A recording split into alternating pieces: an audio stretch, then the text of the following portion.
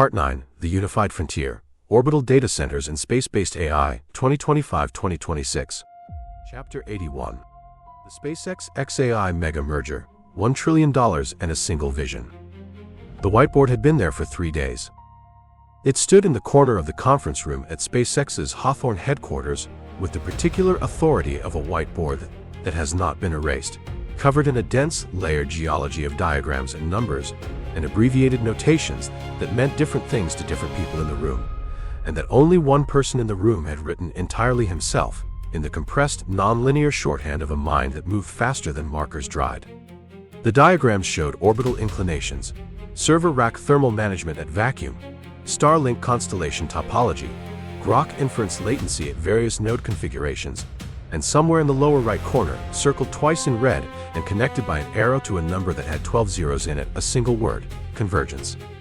The people who worked in that building had learned, over years, to read the whiteboard archaeology of their founders' thinking, the way geologists read rock strata. Each layer representing a period, the most recent always on top, the oldest ideas buried but not gone, occasionally resurfaces and suddenly relevant again. This whiteboard was new. The ideas on it were not. In February 2026, SpaceX acquired XAI in a transaction that valued the combined entity at $1.25 trillion. To write that sentence and move on from it would be a failure of the imagination, similar to writing that the Apollo program put men on the moon and then discussing the catering at mission control. The number demanded context. $1.25 trillion. At the moment of the announcement, this valuation exceeded the gross domestic product of all but 15 nations on Earth. It exceeded the combined market capitalization of Boeing, Lockheed Martin, Northrop Grumman, Raytheon, and every other traditional aerospace and defense contractor in the American industrial base, combined with room left over for several large banks. It made SpaceX, which had never gone public, and therefore had never submitted itself to the continuous valuation democracy of the stock market, the most valuable private company in the history of private companies, by a margin that was not close. The number was, in the strict financial sense, a valuation, a claim about future cash flows and competitive position, and the probability of scenarios that had not yet occurred. But it was also, in the broader cultural sense, a statement. It was Musk telling the world, through the language that the world had agreed to treat as authoritative, what he believed he had built. The world into which this announcement arrived was one that had been recalibrating its understanding of Musk for the better part of a year. His Doge tenure, which had officially concluded in an ambiguous administrative fade-out that both he and the administration described differently, and that produced a litigation trail still being navigated by federal courts in early 2026, had left a residue in Washington that was neither cleanly positive nor cleanly negative, but was unmistakably structural. Agencies had been reorganized. Personnel had been reduced. Processes had been altered in ways whose long-term consequences were not yet visible, but whose immediate effects, some salutary, some chaotic, depending entirely on which agency and which function you examined, were real and documented. He had moved through the federal government the way Starship moved through the atmosphere on re-entry, generating enormous heat, shedding material, and emerging on the other side changed in ways that the original design had not fully anticipated. The political relationship with Trump had cooled with the gradual, mutual recognition that two men who had both spent their lives as the largest gravitational body in any room they entered were not, in the end, ideally suited to sustained partnership. The specific mechanism of the cooling was disputed and layered. There had been policy disagreements, public divergences on specific issues, the ambient competition of two egos that each required a hierarchy with themselves at the top. By early 2026, Musk's presence in Washington was occasional rather than continuous, his influence more architectural than operational, his public commentary on the administration more measured than it had been in the flush of the election's aftermath. He had gotten some of what he wanted. He had concluded, with the pragmatic velocity that characterized his relationship with all institutions that failed to fully accommodate his vision, that the remainder would require different leverage. The merger was the different leverage. The strategic logic was, once you accepted its premises, airtight. SpaceX owned Starlink, a constellation of thousands of satellites providing broadband internet access to users in more than 100 countries, generating revenue at a scale that had transformed the company from a launch provider into a communications infrastructure business with global reach. SpaceX owned Starship, the only heavy-lift fully reusable launch vehicle in operational development anywhere in the world, capable of delivering payload to orbit at a cost per kilogram that was, conservatively, 1/10 of the previous industry standard and falling. And SpaceX, through its launch cadence and its constellation management infrastructure, had accumulated more practical experience with the problem of operating complex network systems in space than any organization in history, including NASA. xAI owned Grok, a large language model that had, in the 18 months since the X merger, developed into a genuine competitor to the leading frontier models, distinguished not by architectural novelty but by the continuous training advantage of X's real-time data stream, and increasingly by inference capabilities that its engineers had optimized with an aggression that the larger labs, burdened by the organizational weight of their own scale, were struggling to match. xAI owned a research team that had been assembled with the specific intention of pursuing artificial general intelligence without the institutional constraints. The safety theater, as Musk characterized it in private, with a contempt he occasionally allowed to surface in public, that he believed had captured OpenAI and, to a lesser extent, the other major labs. What neither company owned alone, but what the combination made possible in a way that nothing else could, was the thing on the whiteboard: orbital AI infrastructure. The concept was not new in the technology industry's imagination. Researchers and futurists had been discussing space-based computing for years, in the same register that people discuss things that are interesting but not yet relevant. What Musk had concluded, and what the whiteboard in the corner of the Hawthorne conference room expressed in its compressed geological language, was that it had become relevant, that the convergence of Starship's launch economics, Starlink's constellation management experience, and Zay's model architecture had crossed a threshold where the question of whether to put AI inference infrastructure in orbit had become an engineering problem rather than a speculative one.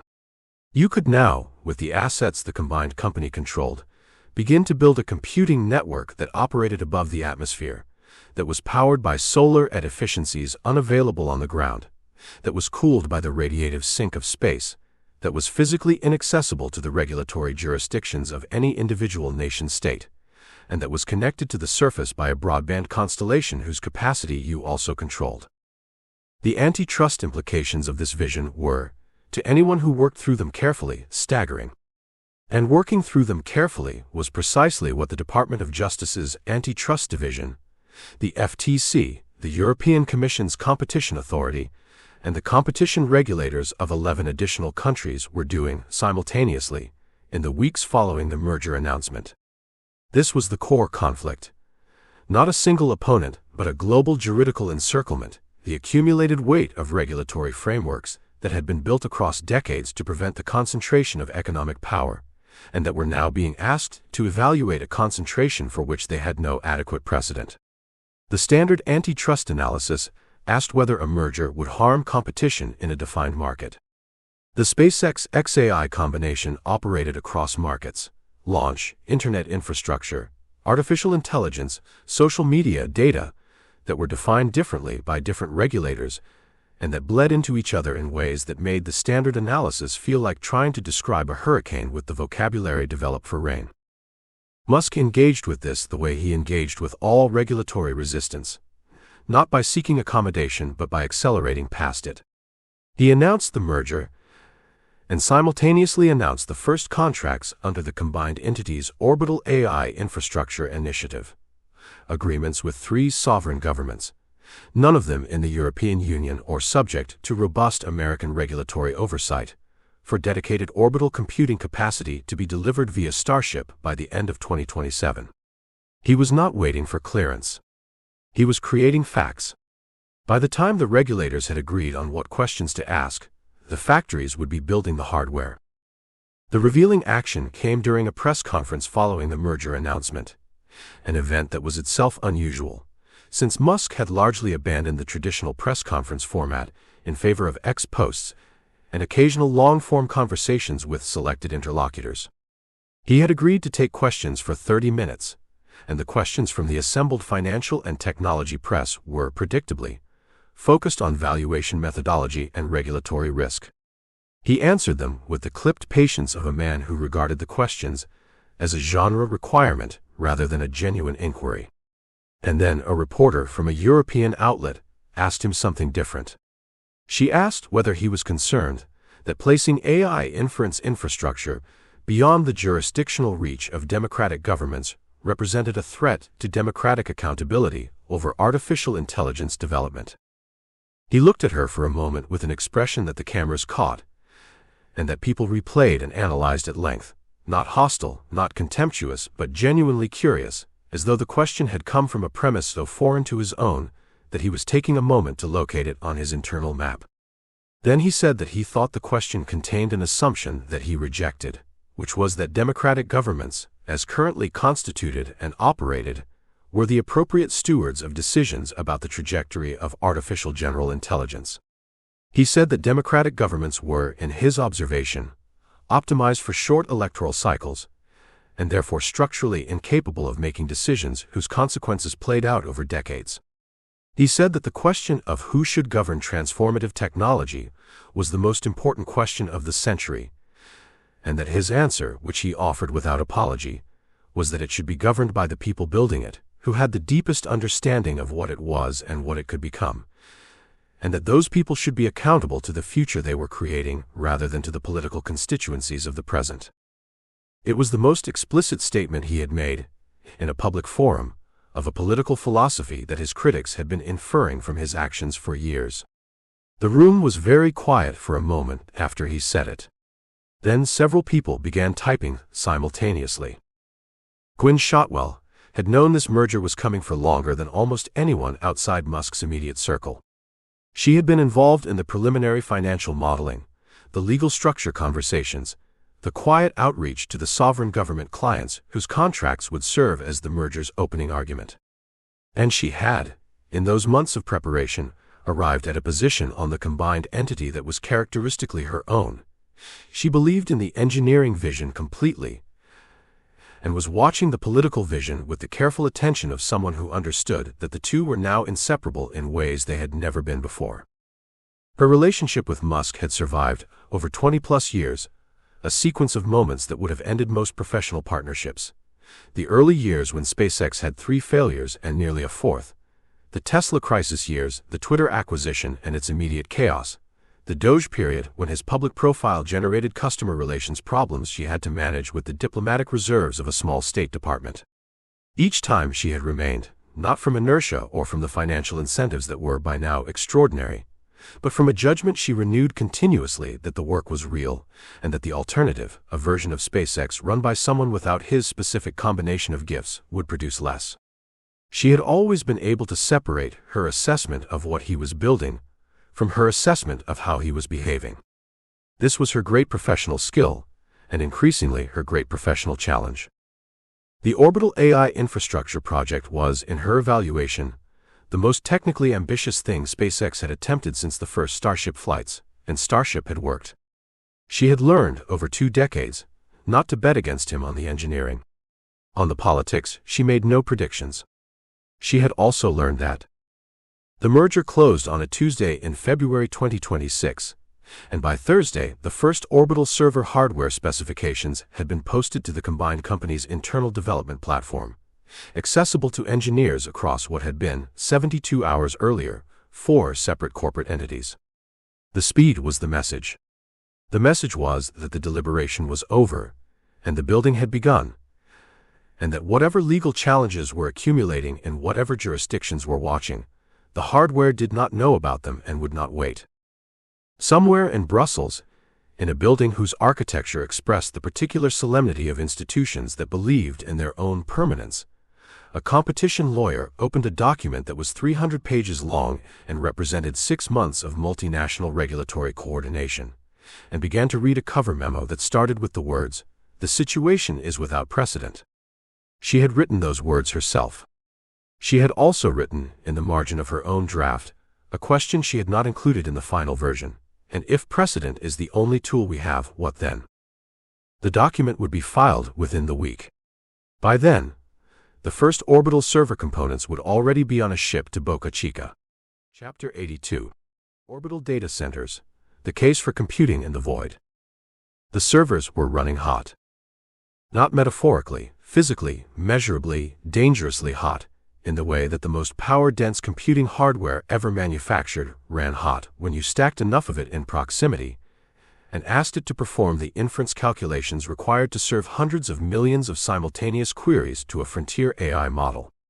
The thermal engineers at Xay's primary data center, a facility in Memphis that had been expanded twice in 18 months and was already consuming electricity at a rate that put it among the top 50 individual power consumers in the United States, had developed a vocabulary for the problem that was precise and unsparing.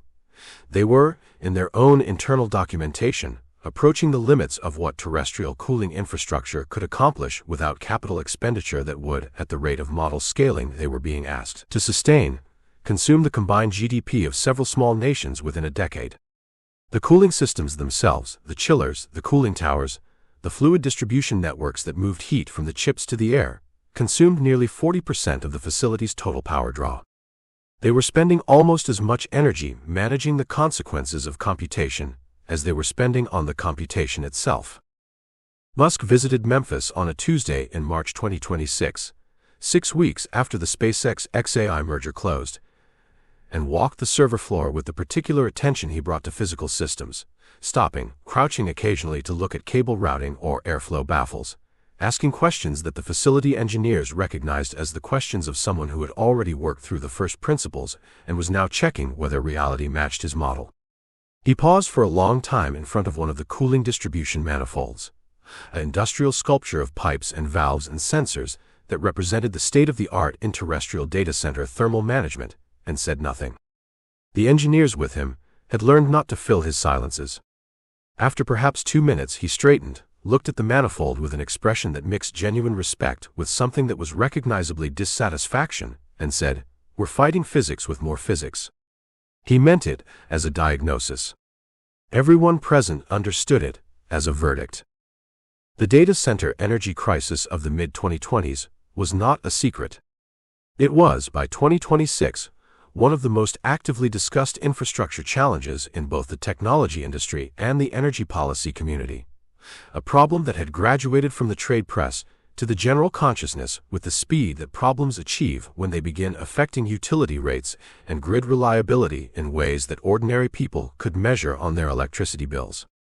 The exponential scaling of AI model training and inference had produced energy demands that the electrical grid, designed and built for a different century's consumption patterns, was straining to accommodate.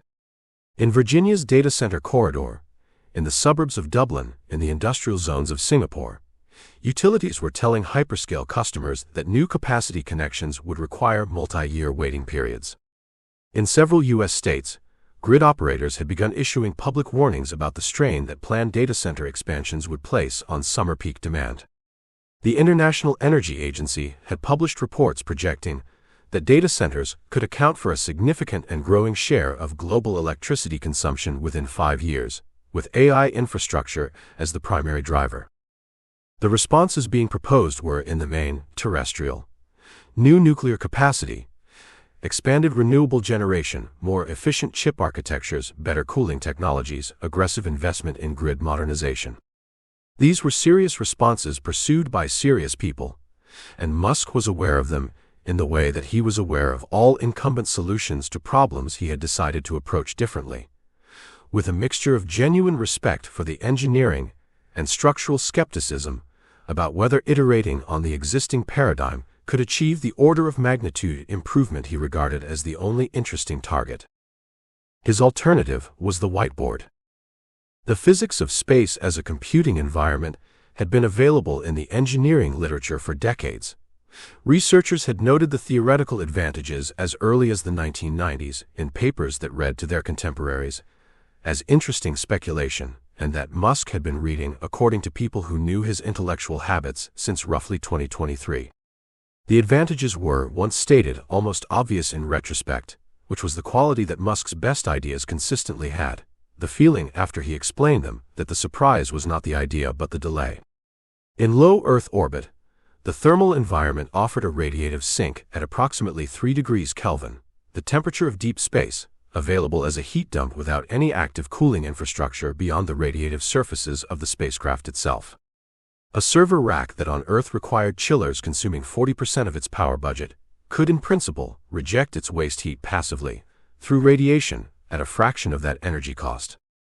The solar energy available in low Earth orbit, unfiltered by atmosphere, available with near-perfect consistency, except during brief orbital shadow periods, could power the facility at efficiencies that ground-based solar, subject to weather and atmospheric absorption, and the inconvenient fact of night, could not approach.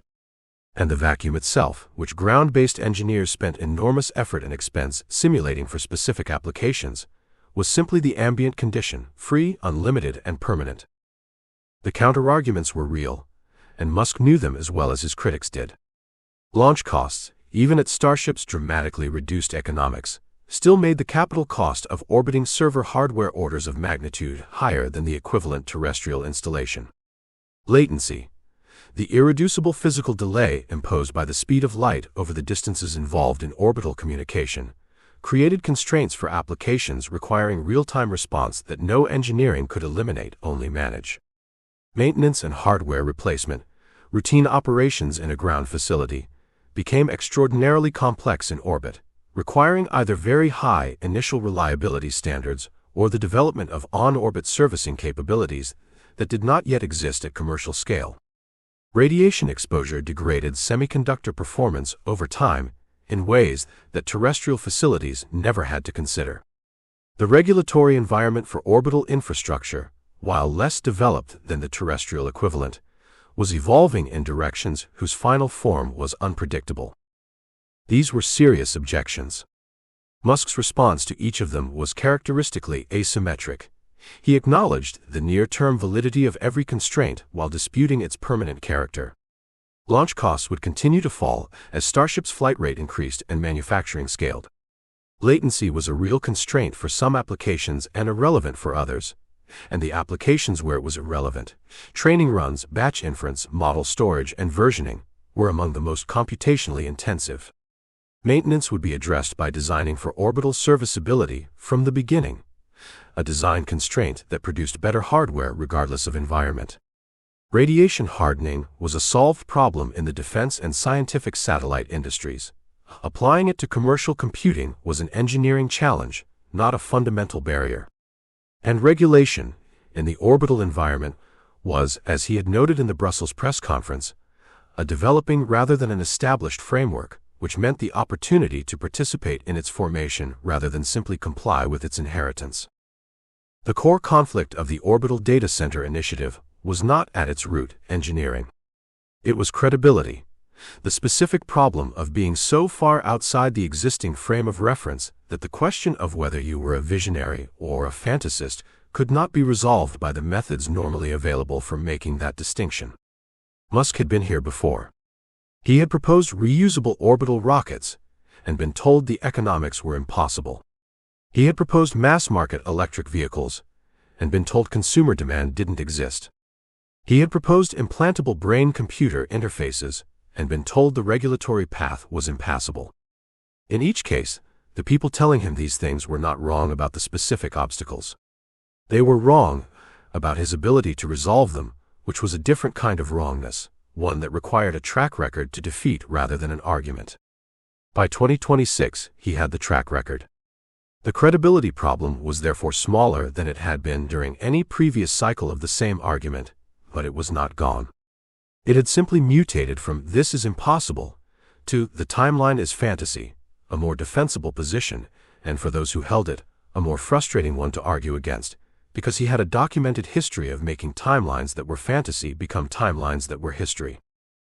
The revealing action came during an internal presentation to the combined SpaceX XAI engineering leadership in April 2026, a session that was not recorded, but that multiple participants described subsequently with a consistency suggesting reliable recall, the way people remember meetings that feel, while they are happening, like they will matter later. Musk had asked the thermal engineering lead, a woman named Dr. Sarah Chen, who had joined from a semiconductor cooling research group at MIT, and who was regarded within the organization as one of the 3 or 4 people who understood the heat management problem at the deepest level, to present the team's analysis of the orbital cooling advantage under realistic operational assumptions. She had done so with the careful precision of someone who had prepared for skepticism, hedging each projected benefit with the appropriate uncertainty ranges and flagging the assumptions that were most sensitive to variance. When she finished, Musk was quiet for a moment, the compression silence, the one his teams had learned to read as processing rather than disapproval. Then he asked her to go back to the slide, showing the projected power consumption comparison between the terrestrial and orbital configurations. She did. He studied it for a moment, and then asked her what the analysis assumed about the development timeline for next-generation chip architectures, specifically whether it accounted for the thermal density increases that the major semiconductor manufacturers were projecting for the following generation of AI accelerators. She checked her notes. It did not. The analysis had been conducted on current hardware specifications. He said without raising his voice that if you ran the same comparison on the hardware that would be operational at the time the first orbital facility was functional, the terrestrial case got worse and the orbital case got better, because the terrestrial cooling problem scaled with thermal density and the orbital radiative cooling capacity did not degrade with increasing heat load in the same way that active cooling systems did. He said that she should redo the analysis with the projected 2028 hardware specifications and present it again next week, and that he suspected the results would make the business case significantly clearer. He was right. The updated analysis, presented the following week, showed a crossover point, a moment at which the operational economics of orbital AI infrastructure became competitive with terrestrial alternatives, even accounting for the elevated capital costs. That was approximately 18 months earlier than the previous version had suggested. Chen later described the experience as the most clarifying professional moment she had encountered, not because Musk had told her something she didn't know, but because he had asked the question that reorganized the information she already had into a pattern she hadn't seen. Jared Isaacman, the entrepreneur and astronaut who had led SpaceX's Polaris program and had developed, through his private spaceflight experience, one of the few genuine peer-level relationships with Musk in the space domain, a relationship built on the particular bond of people who have shared the specific risk of leaving the Earth's atmosphere and returning, had been watching the orbital data center project develop with the kind of interest that mixed professional fascination with personal stake. His own Shift4 payments company was a significant technology infrastructure business. He understood from the inside the economics of computing at scale. And he had, through his SpaceX relationship, a front-row position on the engineering progress that Musk was describing. In the months following the merger announcement, Isaacman had moved into a more formal advisory role on the Orbital Infrastructure Initiative, not operational, not managerial, but the specific role that people with his combination of domain experience and financial credibility occupied most usefully, interlocutor with the sovereign government and large enterprise clients whose commitments would determine whether the project crossed from ambitious plan to funded program. He had, in this role, conversations with counterparts in 4 governments and 3 Fortune 50 companies that Musk's own public profile, polarizing in ways that Isaacman's, shaped by the romance of private spaceflight, was not, would have made more difficult to initiate. He was, in this specific function, doing for the Orbital Data Center program what Gwynne Shotwell had done for the launch business, translating the vision into the language of institutions that needed to believe in it before they could buy it. The first hardware, server racks designed specifically for orbital thermal management, their form factor dictated by Starship's payload bay dimensions, and their cooling architecture built around passive radiation rather than active fluid systems, was in manufacturing at a facility in Bastrop, Texas by May 2026. The production line was not yet running at scale. The first orbital deployment was targeted for late 2027, contingent on a launch manifest that was, even by SpaceX's own optimistic standards, aggressive. The regulatory filings for the orbital facility's radio frequency spectrum use were moving through the FCC and the International Telecommunication Union, with the friction that any novel application class encountered in frameworks built for its predecessors. But the hardware existed. It was physical, measurable, manufacturable, Not a slide in a presentation, but an object in a building, with tolerances and bills of materials and supply chain relationships and the specific smell of a factory where something new is being made. Musk had walked the Bastrop floor in late April, running his hand along the edge of one of the prototype rack assemblies with the same proprietary attention he brought to Starship components and Tesla battery cells, the touch of a man confirming that the thing he imagined has achieved the dignity of matter. What no one on that factory floor, and no one in the governments beginning to file regulatory challenges, and no one in the competing hyperscale companies quietly running their own orbital computing analyses had yet fully absorbed was the compounding implication of what happened when the infrastructure that trained and ran the world's most capable AI systems was owned by a single private entity, operated beyond the atmosphere, and connected to the surface through a communications network that the same entity also owned, and that the person at the apex of that structure had already, in a Brussels press conference, explained that he did not believe democratic governments were the appropriate stewards of decisions about artificial general intelligence. He had told them exactly what he was building, and exactly what he thought about who should control it. He had done so in public, on the record, to a room full of journalists. The question that would define the chapters ahead was not whether anyone had heard him. The question was whether anyone had believed him in time to matter. Chapter 83. Starlink and Geopolitical Resilience, the network that nations could not switch off. The terminal was the size of a pizza box. It had arrived wrapped in a waterproof sleeve inside a backpack, carried by a man who had crossed 2 checkpoints on foot, in the dark, with the specific composure of someone who had rehearsed the explanation for why he was carrying it. Journalists' equipment, survey instruments, a satellite dish for documentary work, and had not needed to use the explanation because the guards at both checkpoints were tired and underpaid and more interested in the cigarette being offered than the bag being waved through.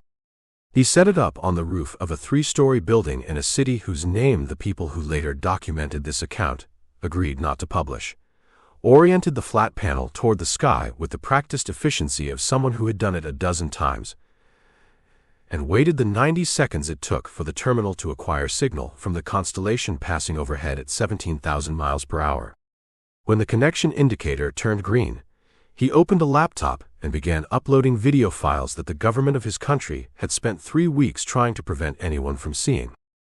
The upload took 4 minutes. By the time he had packed the terminal back into the waterproof sleeve, the files were on servers in 3 countries. By morning, they were on the front page of newspapers in 12. Somewhere above him, in low Earth orbit, a Starlink satellite registered the transaction as one of approximately 40 million similar sessions occurring that day across its constellation, a data point so small in the aggregate that it was below any meaningful threshold of notice. The network did not know what it was carrying. The network did not care. This was, depending on your political philosophy and your position in the specific conflict the video had documented, either the network's greatest virtue or its most dangerous characteristic. By the spring of 2026, Starlink had become something that its original commercial rationale, providing broadband internet access to underserved rural and maritime customers willing to pay a monthly subscription fee, did not adequately describe. It had become infrastructure in the oldest and most consequential sense of the word, the kind of thing that, once it exists and people depend on it, is no longer merely a product, but a condition of possibility for everything built on top of it. Roads are infrastructure. Power grids are infrastructure. The internet, when it arrived, became infrastructure. Starlink, by 2026, was infrastructure for the parts of the world that previous infrastructure had not reached, and for the parts of the world where existing infrastructure was being deliberately dismantled by governments who understood, with the clarity that authoritarian institutions eventually develop about these things, that controlling information flow was inseparable from controlling political outcomes. The world of early 2026 was one in which the relationship between information technology and political power had been compressed into a crisis that no established framework had adequately anticipated. At least 7 governments in Africa, Southeast Asia, and Central Asia had implemented full or partial internet shutdowns in the preceding 18 months, using national telecommunications kill switches that regulators and legislators in those countries had spent years quietly building into their infrastructure precisely for this purpose. The methods varied. Some cut international gateway connections, some compelled domestic ISPs to suspend service, some targeted specific platforms and protocols while leaving others nominally accessible. The effect in each case was the same. Citizens who needed to communicate, organize, document, or simply understand what was happening in their own country found the tool they had come to regard as a permanent feature of modern life suddenly absent, its absence deliberate, its restoration conditional on political compliance. Into these shutdowns, Starlink terminals arrived the way medicine arrives in blockades, through gaps, through intermediaries, through the creative logistics of people motivated by necessity. The terminals were consumer hardware, sold through legal commercial channels in countries where they were permitted, and they were not large or heavy or difficult to conceal. A motivated person with internet access and a shipping address in a permissive jurisdiction could acquire one. A network of motivated people could distribute dozens.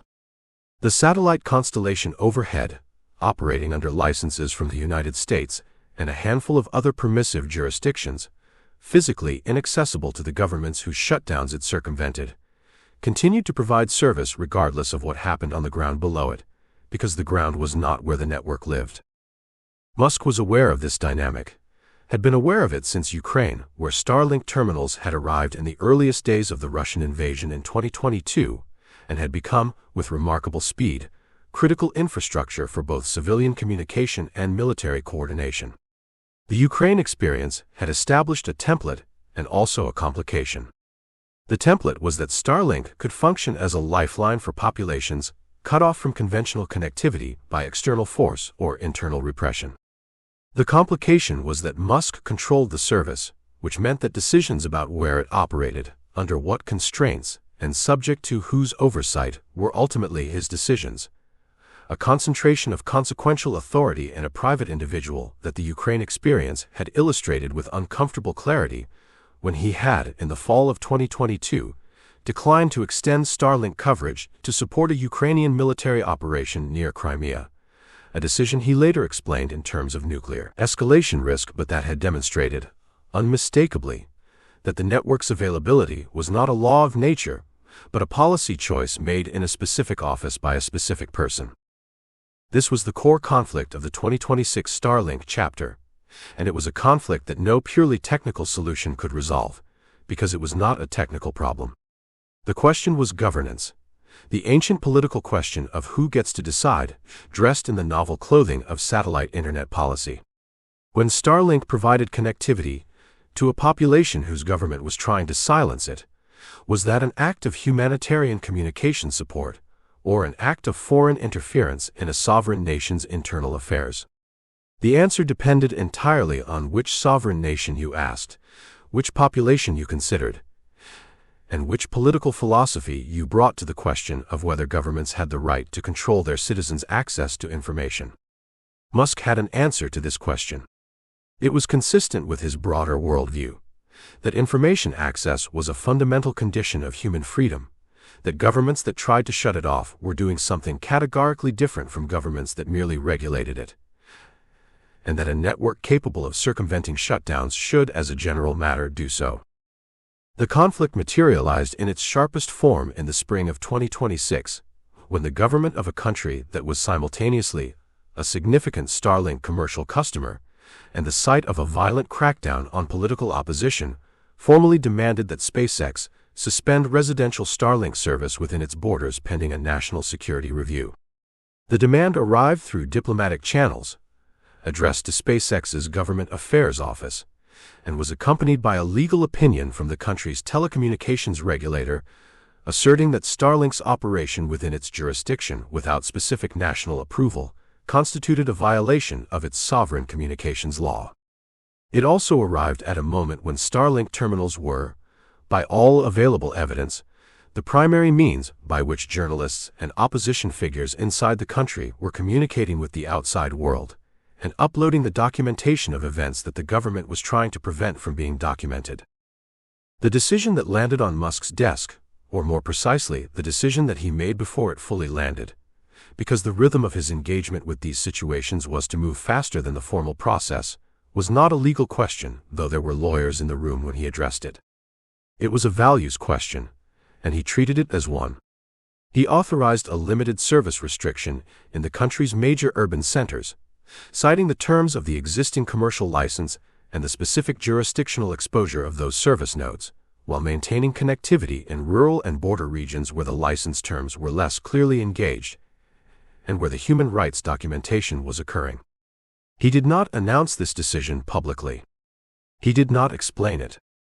The restriction appeared in the network's configuration and was noticed first by telecommunications researchers monitoring coverage patterns, then by journalists, then by the government that had demanded a complete shutdown, which immediately characterized the partial restriction as a provocative act of partial compliance and demanded more.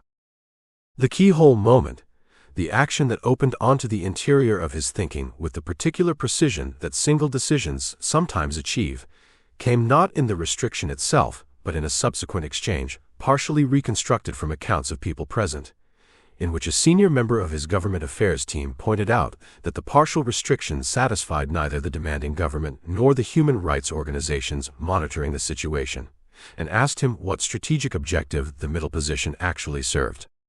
He said that it wasn't a strategic position. He said that the urban centers had commercial relationships that created legal exposure he was not willing to ignore, and that the rural regions had people trying to tell the truth about what was happening to them, and that he was not going to pretend those were the same situation.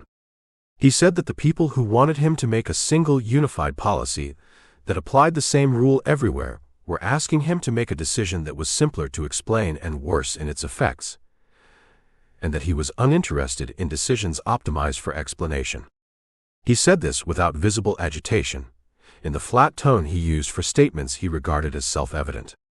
The government affairs team member nodded and returned to their desk and began drafting responses to the 11 parties who were, at that moment, unhappy with the decision for incompatible reasons.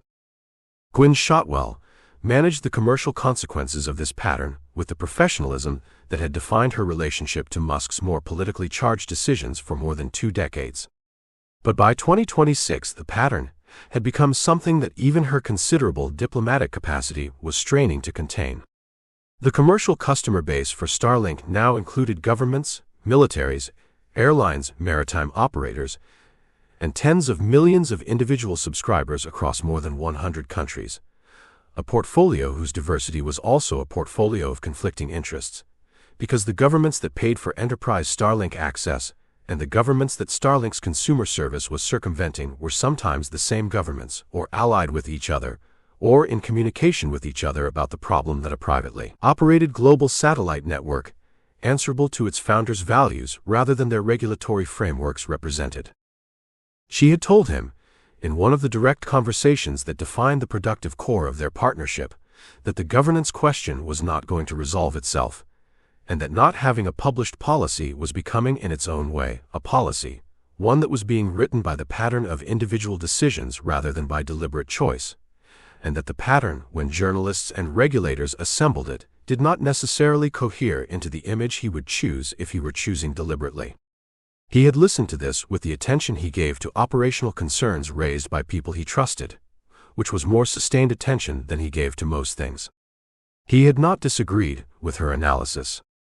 He had said that any published policy would become a negotiating document for every government that wanted to use it as leverage, and that ambiguity, while uncomfortable for the communications team, was operationally more flexible than clarity. She had not pushed further. She had returned to the operational problem. This was the equilibrium their partnership had found across 20-plus years, and the specific pressures of Starlink's geopolitical adolescence. She identified the structural risk, he acknowledged it without resolving it, and she managed the consequences of the unresolved structure with the accumulated expertise of someone who had made a career of doing exactly that. The constellation continued to grow. By April 2026, Starlink had more than 7,000 operational satellites in low Earth orbit, a number that exceeded the total count of all satellites launched by all nations in the history of spaceflight prior to SpaceX's dominance of the launch market.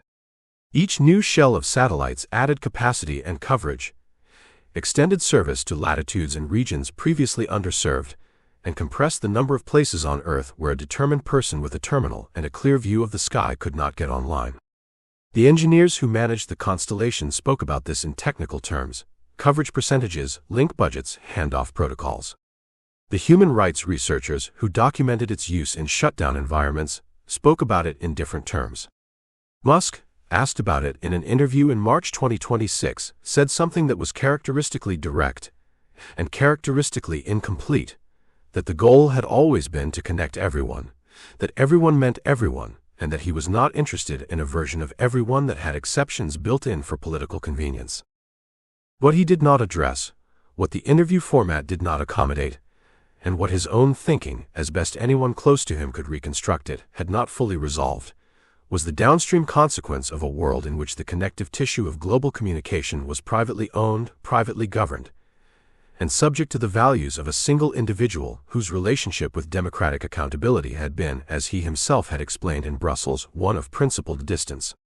Starlink was not the only such network. OneWeb, Amazon's Project Kuiper, and Chinese constellation programs were all developing, but it was by far the largest and most capable, and the gap between it and its nearest competitor was not closing at a rate that suggested near-term competitive constraint.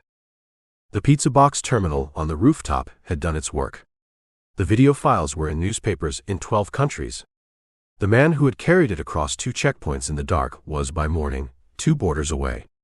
And in an office building in Geneva, an ITU working group was circulating a draft framework for the governance of non-geostationary satellite systems in jurisdictions experiencing communications emergencies, a document that was careful and technical and that contained, in its appendices, a proposal for an international oversight mechanism that would require network operators to comply with the communications regulations of any country in which their service was available.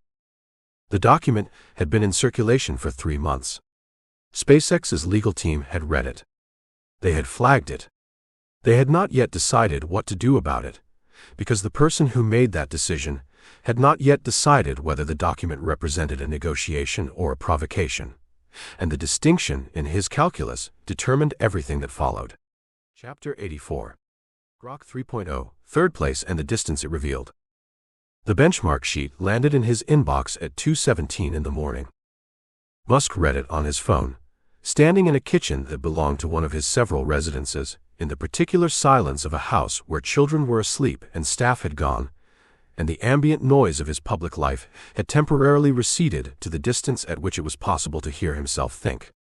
The document was 11 pages, dense with the evaluation metrics that the AI research community had developed to measure the capabilities of large language models: MMLU scores, human eval pass rates, math benchmark performance, reasoning chain assessments across a battery of tasks that the field had collectively agreed, with the imperfect consensus that technical communities achieve about measurement before they fully agree on what they are measuring, constituted a meaningful proxy for intelligence. He scrolled through it with the speed of someone who had been reading technical documents for long enough that the numbers resolved into meaning without requiring the deliberate processing that slower readers experienced. He reached the summary table at the end. He looked at it for a moment. Then he put the phone face down on the counter and stood there in the dark kitchen for a while, doing the arithmetic that the summary table had already done for him, arriving at the same answer it had, which was that Grok 3.0 was third. Third was not bad. Third, in the most competitive technology race of the 21st century, against organizations that had years of additional development time, and in the case of Google's Gemini, the infrastructure of one of the wealthiest and most technically sophisticated companies in the history of capitalism, was an achievement that any reasonable assessment would characterize as remarkable. Third was not where he had intended to be. The AI landscape of early 2026 bore only a family resemblance to the one that had existed when Musk co-founded OpenAI in 2015, and then departed its board in 2018, and then sued its leadership in 2024. What had been, in 2015, a research program at the frontier of a field that most technologists regarded as important but distant, had become, by 2026, the most intensely contested commercial and geopolitical arena on Earth, a race whose participants included not just the major American technology companies and a constellation of well-funded startups, but the Chinese state through DeepSeek and its affiliated research programs, the European Union, through a collection of national AI initiatives that had been unified with characteristic EU administrative ambition and characteristic EU administrative friction, into a common framework that was better funded than its predecessors and less capable than its ambitions, and a growing number of sovereign wealth funds and national laboratories that had concluded, with the speed that institutions achieve conclusions when the competitive stakes become existential, that artificial intelligence capability was a form of national power that could not be purchased from abroad without strategic risk. ChatGPT remained, in early 2026, the dominant consumer AI product by virtually every measure that mattered commercially: monthly active users, brand recognition, developer ecosystem depth, the accumulated advantage of having been first to market with a product that had defined the category and the public imagination. OpenAI had navigated, since Musk's lawsuit and the various governance crises that had preceded it, a transition from nonprofit research organization to capped profit company to something that was, in its operational reality if not its legal structure, a conventional technology company with conventional technology company incentives. A transition that Musk had predicted, had sued to prevent, and had ultimately watched proceed with the particular frustration of a man whose legal arguments were vindicated by events while his legal remedies failed to materialize. The lawsuit had been settled on terms that neither party publicly celebrated, which in litigation typically means the outcome split the available dissatisfactions more or less equally. Gemini, Google's model, occupied second place in the global traffic rankings with the specific advantage of distribution that no independent AI company could replicate. It was embedded in Google Search, in Android, in the productivity suite, used by billions of people who had not made a conscious choice to use an AI assistant but found one present in the tools they were already using. This distribution advantage was, in the analysis of people who thought carefully about the competitive dynamics of AI, the most durable moat in the industry. More durable than architectural innovation, more durable than compute advantages, more durable than talent, because it operated at a scale and with an integration depth that required years and billions of dollars to approximate through alternative means. DeepSeek, the Chinese model that had produced one of the genuine shocks of the 2025 AI landscape, a system that had demonstrated frontier-level performance on standard benchmarks at a training cost that the American AI establishment had initially refused to believe and then been forced to accept, had occupied third place until Grok 3.0's release in February 2026. Its displacement was not humiliating, in the way that sports metaphors encourage the description of competitive outcomes. DeepSeek remained capable and widely used, particularly in Asian markets where its linguistic and cultural training data gave it advantages that Western models struggled to replicate, and where the geopolitical incentive to avoid dependence on American AI infrastructure had become, as U.S.-China technology tensions continued to intensify, a factor in procurement decisions that went beyond pure performance comparison. But the benchmark numbers told a story that the competitive framing sometimes obscured. Grok 3.0 was, on the tasks the field had agreed to measure, meaningfully better. The gap between third and second was larger than the gap between fourth and third had been. The gap between third and first was larger still. The core conflict of the Grok 3.0 chapter was not capability. The capability was there, documented in the benchmarks, visible in the product, confirmed by the independent evaluations that the research community conducted with an enthusiasm that reflected both genuine scientific interest and the particular satisfaction of watching a competitive landscape remain unsettled. The conflict was distribution, the deep structural problem that Musk had been trying to solve through the X integration and through the merger with XAI and through every design decision that embedded Grok more deeply into the platform experience of X's hundreds of millions of users. The problem was that embedding an AI in a platform was not the same as embedding it in the infrastructure of daily digital life. X was a place people went to argue, and to follow breaking news, and to experience the particular stimulation of a media environment optimized for engagement. It was not, for most of its users, the interface through which they managed their email, navigated their phones, or asked questions about cooking and travel and health that constituted the mundane but high-frequency use cases that drove the monthly active user numbers that the competitive rankings were built on. The Grok 3.0 launch had been designed to address this. The model was released with a standalone application, a direct competitor to the ChatGPT and Gemini apps that had established the consumer AI product category, and with API access for enterprise developers whose integration decisions would determine whether Grok became embedded in the software products that millions of people used daily. The standalone app gained users rapidly in the first weeks after launch, driven partly by the genuine capability improvements and partly by the distribution advantage of Musk's own promotional posts on X, which reached an audience that no other AI company's founder could mobilize with a single piece of content. The enterprise API saw strong initial interest from companies that had developed, for a variety of reasons ranging from ideological alignment to competitive differentiation, to genuine technical evaluation, a preference for non-Google, non-Microsoft AI dependencies. But the numbers in the benchmark sheet, translated into the market share data that Musk examined each week, told the story of a company running fast on a track whose leaders were running faster. ChatGPT's user base was not static. Gemini's distribution advantage was not eroding. The race was real, the progress was real, and the distance was also real, and the distance was the thing that kept him awake in quiet kitchens at 2:17 in the morning. The revealing action came during the Grok 3.0 launch event, a format that XAI had developed as a hybrid of the traditional press briefing and the live technical demonstration, streamed on X to an audience that the company reported in the millions. Musk appeared not at the beginning of the presentation, where launch events typically deploy their most valuable asset, but at the end, after the technical leads had walked through the benchmark results and the product features and the pricing structure.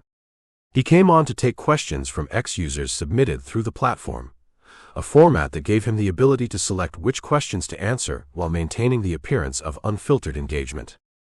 The questions that were selected ranged from technical to political to personal, which was the range his audiences typically covered. He answered the technical questions with genuine depth, discussing the architectural choices that had produced Grok 3.0's particular performance profile on reasoning tasks, explaining the training data decisions that the X merger had made possible, describing the inference optimization work that had reduced response latency to a level that user experience research indicated was perceptually indistinguishable from instantaneous. He answered the political questions with the bluntness that had become his rhetorical signature.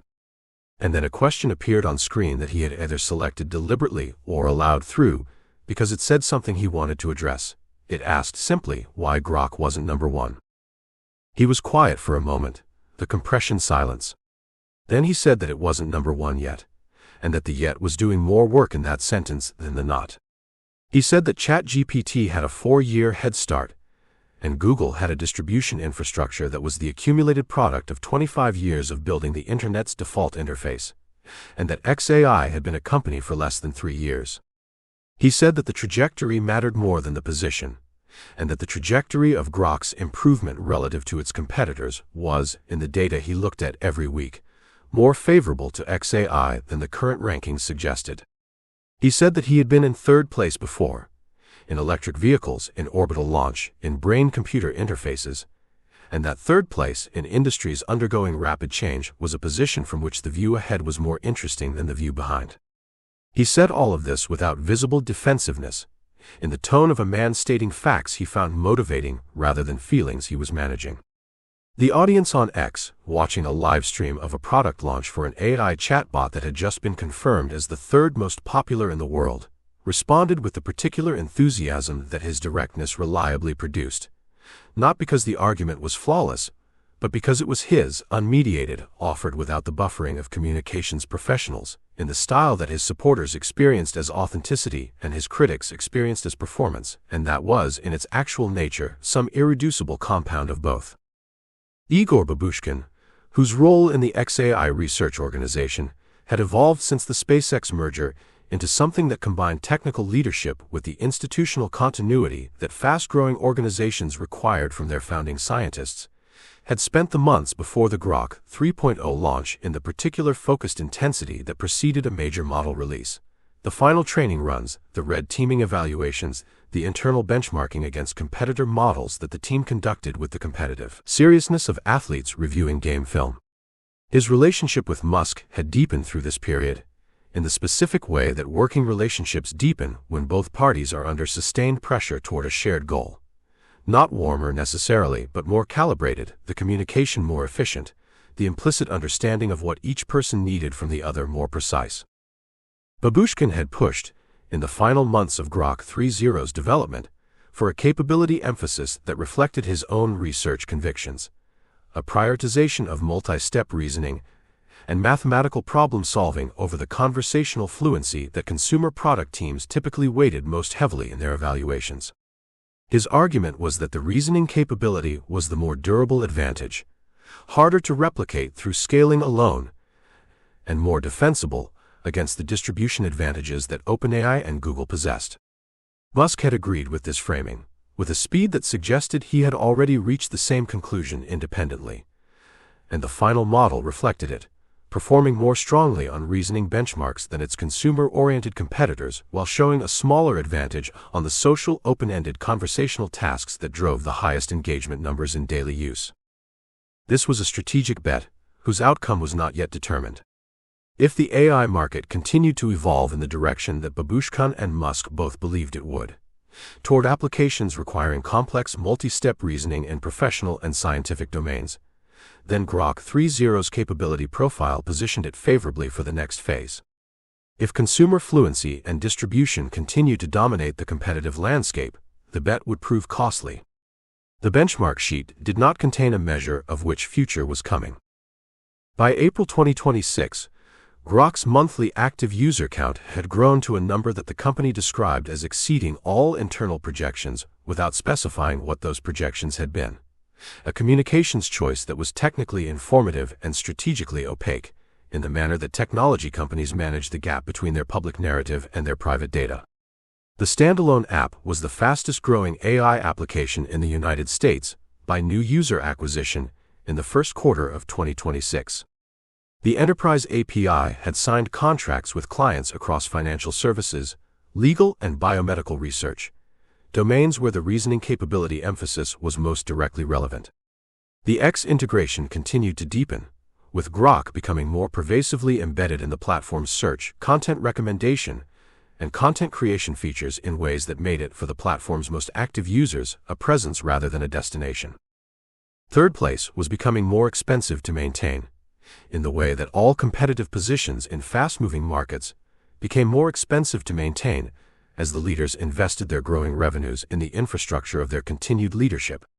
The capital requirements for the next generation of model training, a subject that Musk and Babushkin discussed in terms that, if they had been aired publicly, would have generated the kind of financial coverage that moves markets, were of a scale that reoriented every other capital allocation decision the combined SpaceX XAI entity was making, including decisions about the orbital data center timeline, including decisions about Starlink's infrastructure investment, including decisions that had not yet been publicly connected to the AI race, but that were, in the internal planning documents that circulated among the company's senior leadership, already being evaluated through the lens of their contribution to the competitive position in artificial intelligence. The benchmark sheet was still on his phone when he went back to bed. He had not erased it.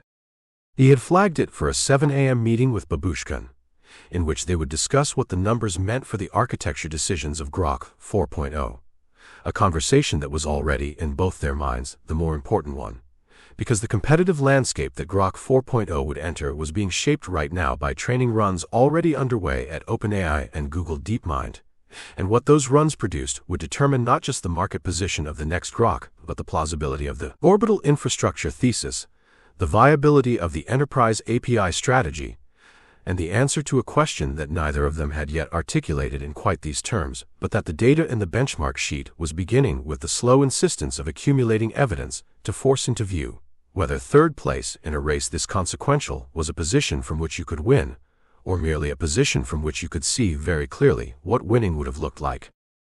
The 7 a.m. meeting would run until noon.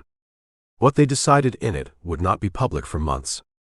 By then, the competitive landscape would have shifted again, in a direction that neither the benchmark sheet nor the meeting had anticipated, and that the company's legal department would spend the remainder of the year trying to characterize as an opportunity rather than a crisis.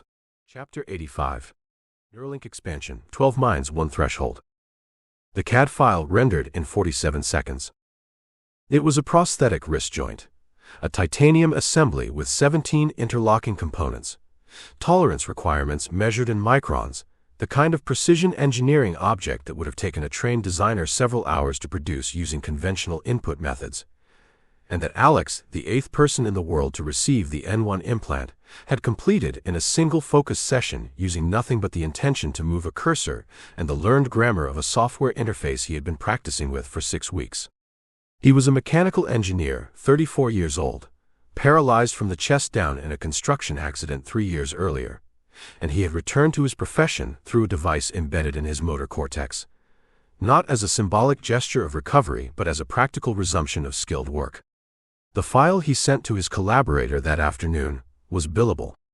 It was the first billable work product he had generated since his accident. He mentioned this fact in the follow-up interview that Neuralink's research team conducted, noted it with the specific flatness of someone reporting a data point that was, in its emotional weight, too large to handle with anything but understatement. The researcher across the table from him wrote it down and looked at what she had written and was quiet for a moment before moving to the next question on her protocol sheet. By September 2025, 12 people had received the N1 implant in clinical settings across 3 countries. The number was small by the standards of any technology whose ambitions were civilizational. 12 people. In a world of 8 billion, the fraction was so vanishingly tiny that expressing it as a percentage required more decimal places than were emotionally meaningful. But the history of transformative technology was not a history of large numbers at the beginning. The first 12 people to use a telephone did not constitute a communications revolution. The first 12 people to receive a cardiac pacemaker did not constitute a cardiology revolution. They constituted instead a proof, the specific, irreducible empirical demonstration that the thing worked, that the gap between the theoretical and the actual had been crossed, that what had existed previously only as a claim or a hope or a diagram on a whiteboard was now a fact about the world that could be measured and documented and built upon. 12 was enough to be a proof. Whether it was enough to be a beginning depended on everything that happened next. The world into which the 12 patients emerged, blinking, in the metaphorical sense, into a public attention that was both fascinated and deeply uncertain what to do with what it was seeing, was a world in which the relationship between human biology and digital technology had become the central anxiety of the cultural moment. The AI summer of 2024 and 2025 had produced, among its many consequences, a widespread and somewhat unfocused sense that the boundary between human and machine intelligence was dissolving faster than the ethical frameworks meant to manage that dissolution were developing. Academic bioethicists were writing papers. Journalists were writing features. Legislators in 7 countries had convened hearings on the regulatory status of neural interface devices, hearings that were notable for the earnestness of the questioners and the thinness of their technical preparation. The Vatican had issued a statement. The statement was careful and compassionate and did not resolve anything, which was roughly what statements from the Vatican on emerging technology tended to accomplish. Neuralink occupied the eye of this particular storm, with a combination of genuine accomplishment and genuine unease that was difficult to separate cleanly. The 12 implant recipients were real people, with real improvements in their functional capacity, and their testimonies, collected in those cases where patients had consented to public engagement, with the careful ethical scaffolding that clinical research required, were moving in ways that transcended the technology advocacy that critics expected from a company promoting its own product. A 26-year-old woman with ALS, who was using the implant to communicate with her family at a speed and fluency that the disease had otherwise stripped from her. A former competitive gamer, paralyzed in a diving accident, who had returned to professional-level play through thought-controlled input with latency measurements that the competitive gaming community, following the story with a specific professional interest, confirmed were within the range of able-bodied competitors. Alex and his prosthetic wrist joint. The breadth of application, the range of things that restored motor control made possible, was itself the argument, more persuasive than any technical specification, for what the technology represented. The core conflict was not one conflict but 3, braided together in ways that made each more intractable because of its entanglement with the others. The first was scientific, The N1 implant's electrode threads, which interfaced with neurons at the level of individual cells, were showing a degradation pattern over time that the team's models had not fully predicted. The threads were flexible enough to move with brain tissue, a critical design requirement since the brain's micromotion relative to a rigid implant could cause chronic inflammation and signal loss. But that flexibility, combined with the electrochemical environment of living tissue, was producing insulation degradation in a subset of channels that reduced effective bandwidth for some patients over periods of 12 to 18 months. The effect was not dangerous. It was, in the clinical sense, manageable. In the engineering sense, it was a problem that needed solving before any path to scale could be credibly discussed. The second conflict was regulatory.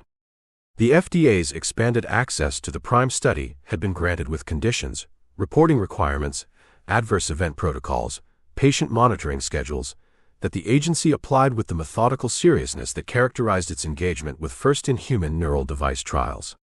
The relationship between Neuralink and the FDA had achieved, by mid-2025, a working stability that was more productive than the adversarial dynamic of the early application period.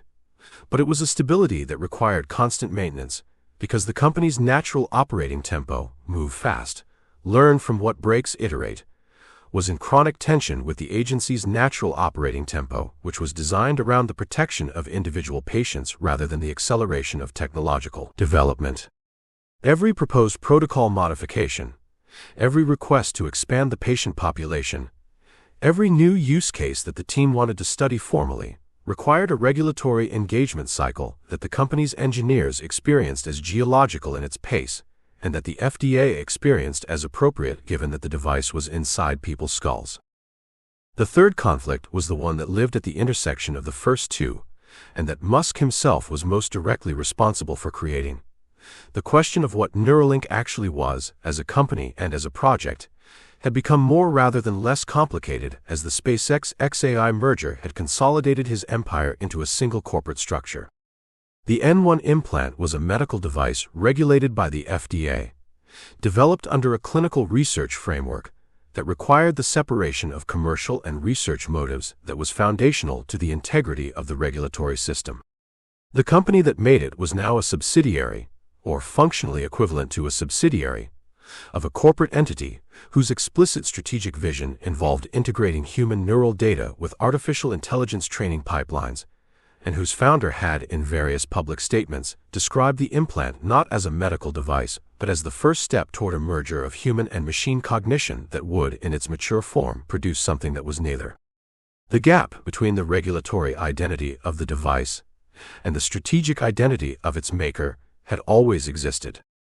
The SpaceX XAI consolidation had made that gap visible in ways that the FDA's legal team was examining with interest that Neuralink's Regulatory Affairs Department described in internal communications as heightened.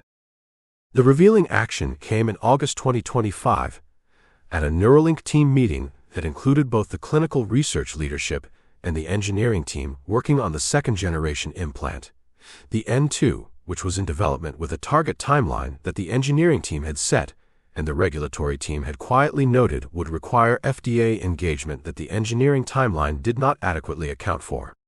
Musk was present remotely, on a screen, participating with the fragmented attention of a man managing 12 simultaneous conversations, visible, engaged in intervals, then visibly processing something else before snapping back. The clinical research lead was presenting the electrode degradation data, the timeline, the affected patient population, the proposed materials science interventions that might slow the degradation rate in future devices. The presentation was thorough and honest about the uncertainties, in the manner of good clinical science. When she finished, Musk asked a single question. What was the degradation profile for the patients who were using the device most intensively, the ones performing cognitively demanding tasks, like Alex's CAD work, compared to patients using it for simpler, lower bandwidth applications? The data was there. The team had collected it. The answer was that the high-intensity users were showing faster degradation in specific channel subsets, consistent with a hypothesis about electrochemical stress under sustained high-frequency neural recording. He absorbed this and said without transition that this suggested the degradation mechanism was tractable, that it was a specific electrochemical process rather than a generic biological rejection response, and that a specific process could be addressed by modifying the electrode coating chemistry in a way that the materials team should be able to model computationally before committing to physical prototypes. He named a coating approach, a specific polymer chemistry that he had apparently been reading about in the materials science literature, and asked whether it had been evaluated. It had not. He asked that it be added to the N2 materials testing matrix. The clinical research lead noted carefully that any changes to the implant's materials profile would require a supplemental FDA submission before human testing. He said that he understood that, and that the computational modeling should be done first regardless. He was correct on both counts. He had also, in the space of 3 minutes, moved the conversation from a presentation of a problem to a specific hypothesis about its solution. Not because he knew more materials science than the materials scientists in the room, but because he was asking the question that reorganized the available information into a pattern the specialists had not yet assembled, which was the same cognitive move he had made with Sarah Chen's thermal management data, and with the Starship catch probability calculation, and with 100 other technical problems across 25 years of building companies. It was by this point recognizable as a method. It was also by this point something his teams had learned to prepare for, bringing complete data to every meeting because incomplete data, in his presence, produced directions that were harder to evaluate for feasibility. Siobhan Zalise had been present at the August meeting, in the room rather than on a screen, which was where she was for the meetings that mattered most to the clinical side of the program. Her role had continued to evolve in the direction that the SpaceX XAI merger had accelerated, more operational, more externally facing, more focused on the regulatory and partnership relationships that determined whether the 12-patient proof became a 100-patient program became a product. She had developed, in the preceding year, working relationships with the FDA's Center for Devices and Radiological Health that were, by the accounts of people who observed them, characterized by the mutual respect that accumulates between counterparts who disagree about pace but agree about rigor. The FDA's reviewers had concluded that Zalise understood what they needed and provided it without the adversarial dynamic that some device companies brought to regulatory engagement, and she had concluded that the agency's requirements, while slower than she would choose, reflected genuine scientific concern rather than institutional obstruction. Her relationship with Musk had not changed in the ways that external observers sometimes expected it to change, had not warmed into the kind of collaborative partnership that public proximity sometimes produces, had not cooled into the professional distance that complicated personal histories sometimes produce. It had instead stabilized at a temperature that was precisely functional.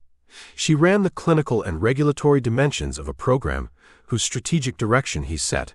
They communicated when the interface between those domains required communication, and the children they shared existed in a separate register that neither of them brought into the conference room. This was either a remarkable professional achievement or a remarkable human cost, or, most likely, some compound of both that resisted the clean assessment that biography tends toward. The 12 patients continued their sessions. Alex submitted 3 more billable CAD files in September. The ALS patient's communication rate improved as her team refined the neural decoding algorithm that translated her motor cortex activity into text.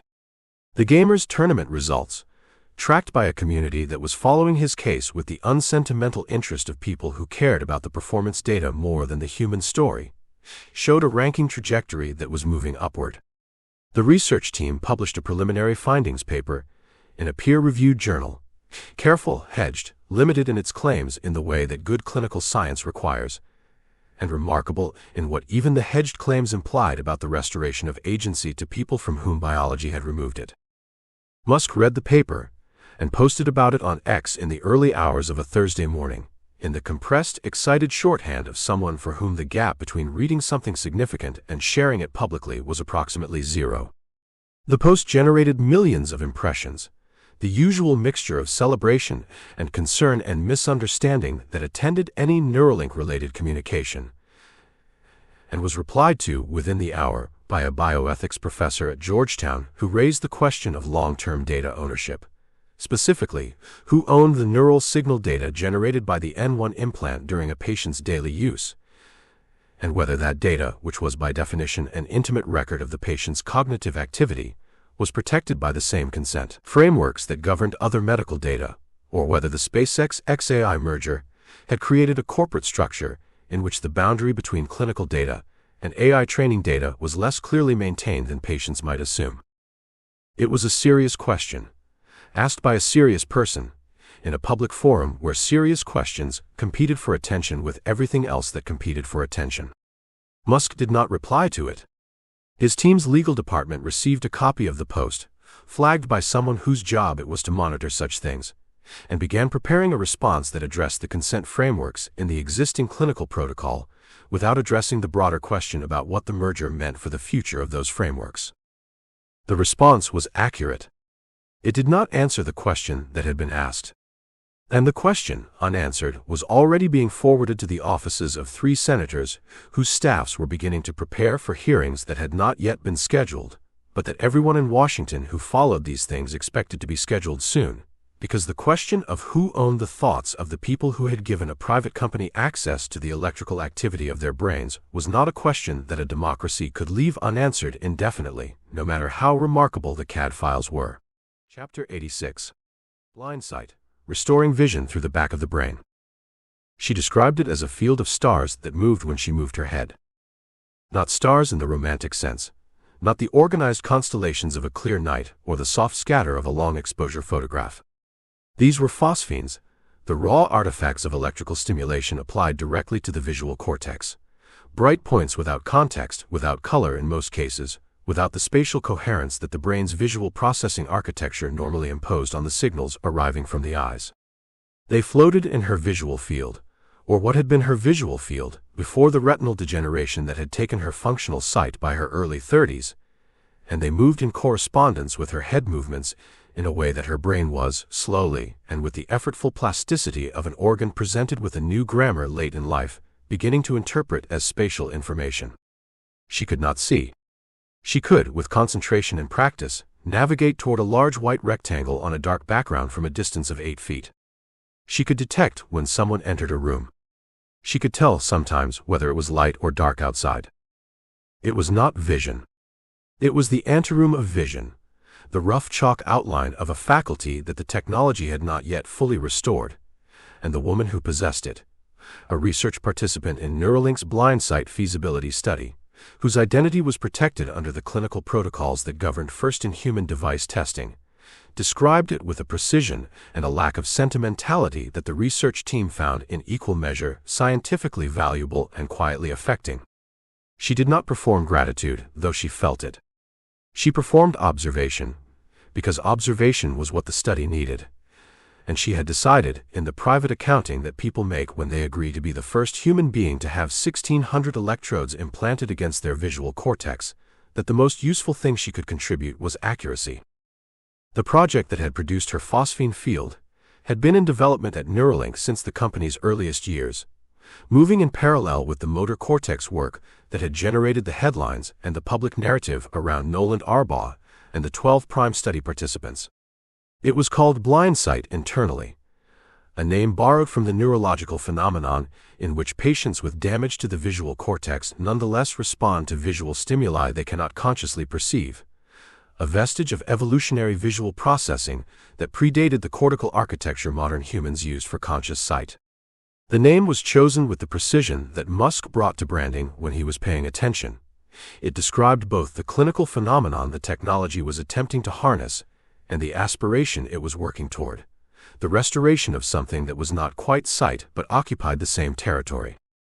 The FDA had granted blind sight breakthrough device designation in late 2025, a status that accelerated the review pathway for devices addressing serious conditions with unmet medical needs, and that represented, in practical terms, the agency's acknowledgement that the technology's potential justified an expedited engagement that the standard review timeline would not have permitted.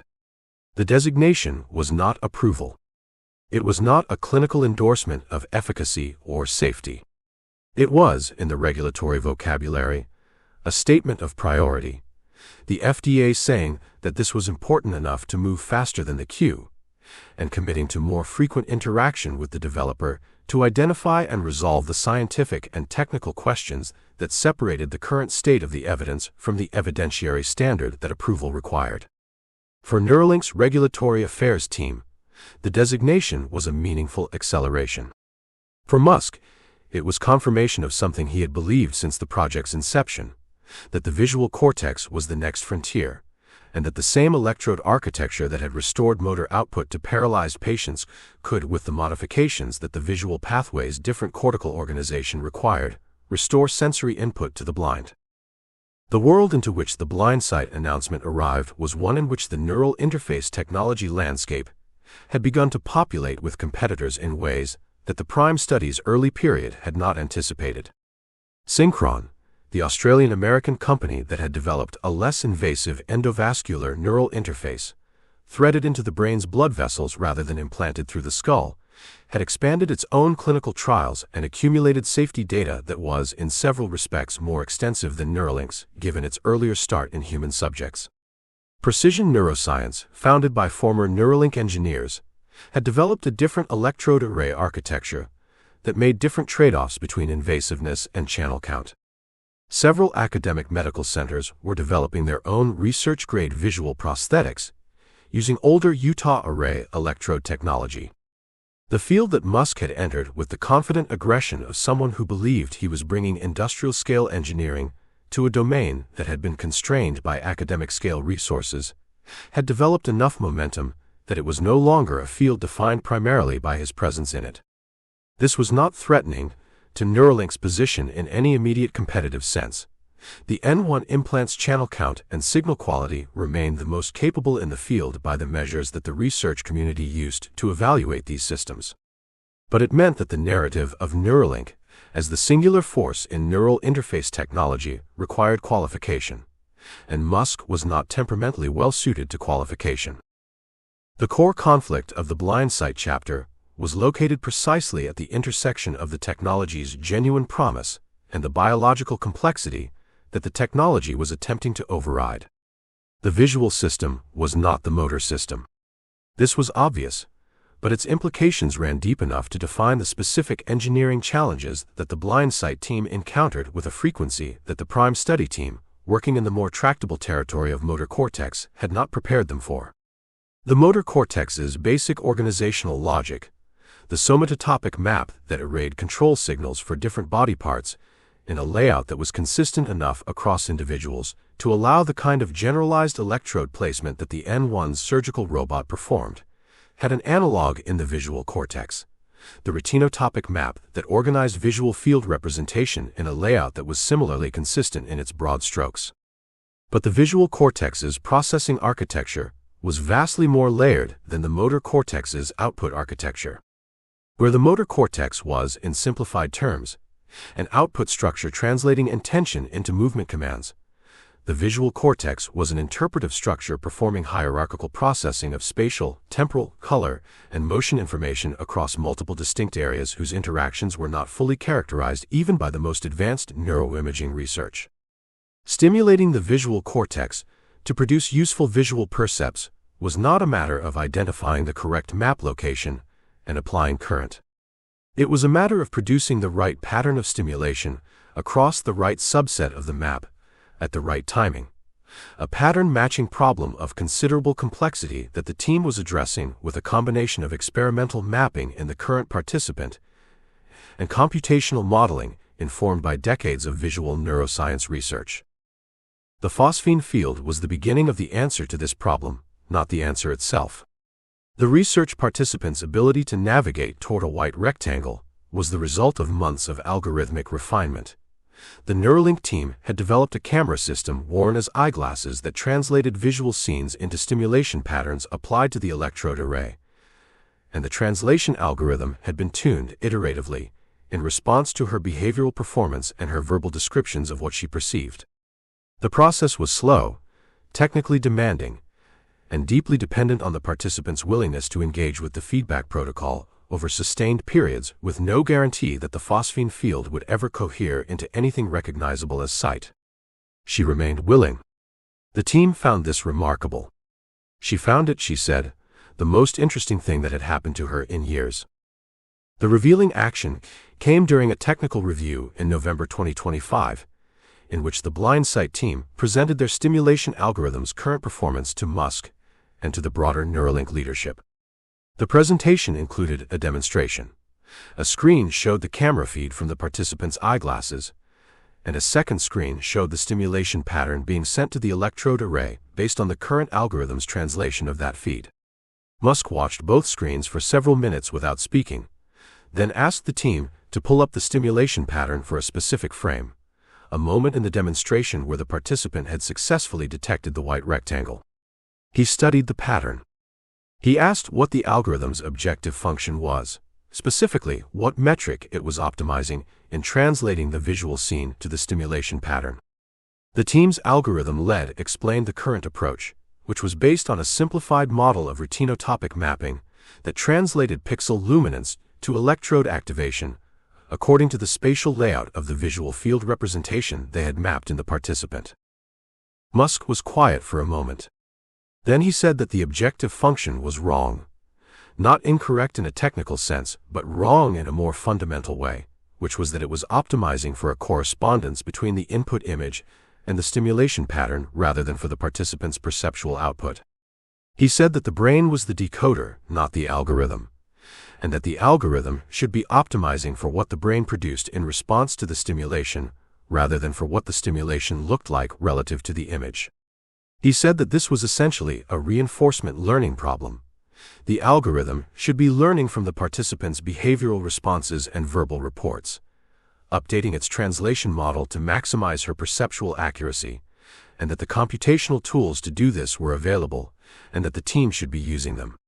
He said this in the tone of someone identifying a category error rather than a technical error, the tone that meant the architecture needed to change rather than the parameters needing tuning.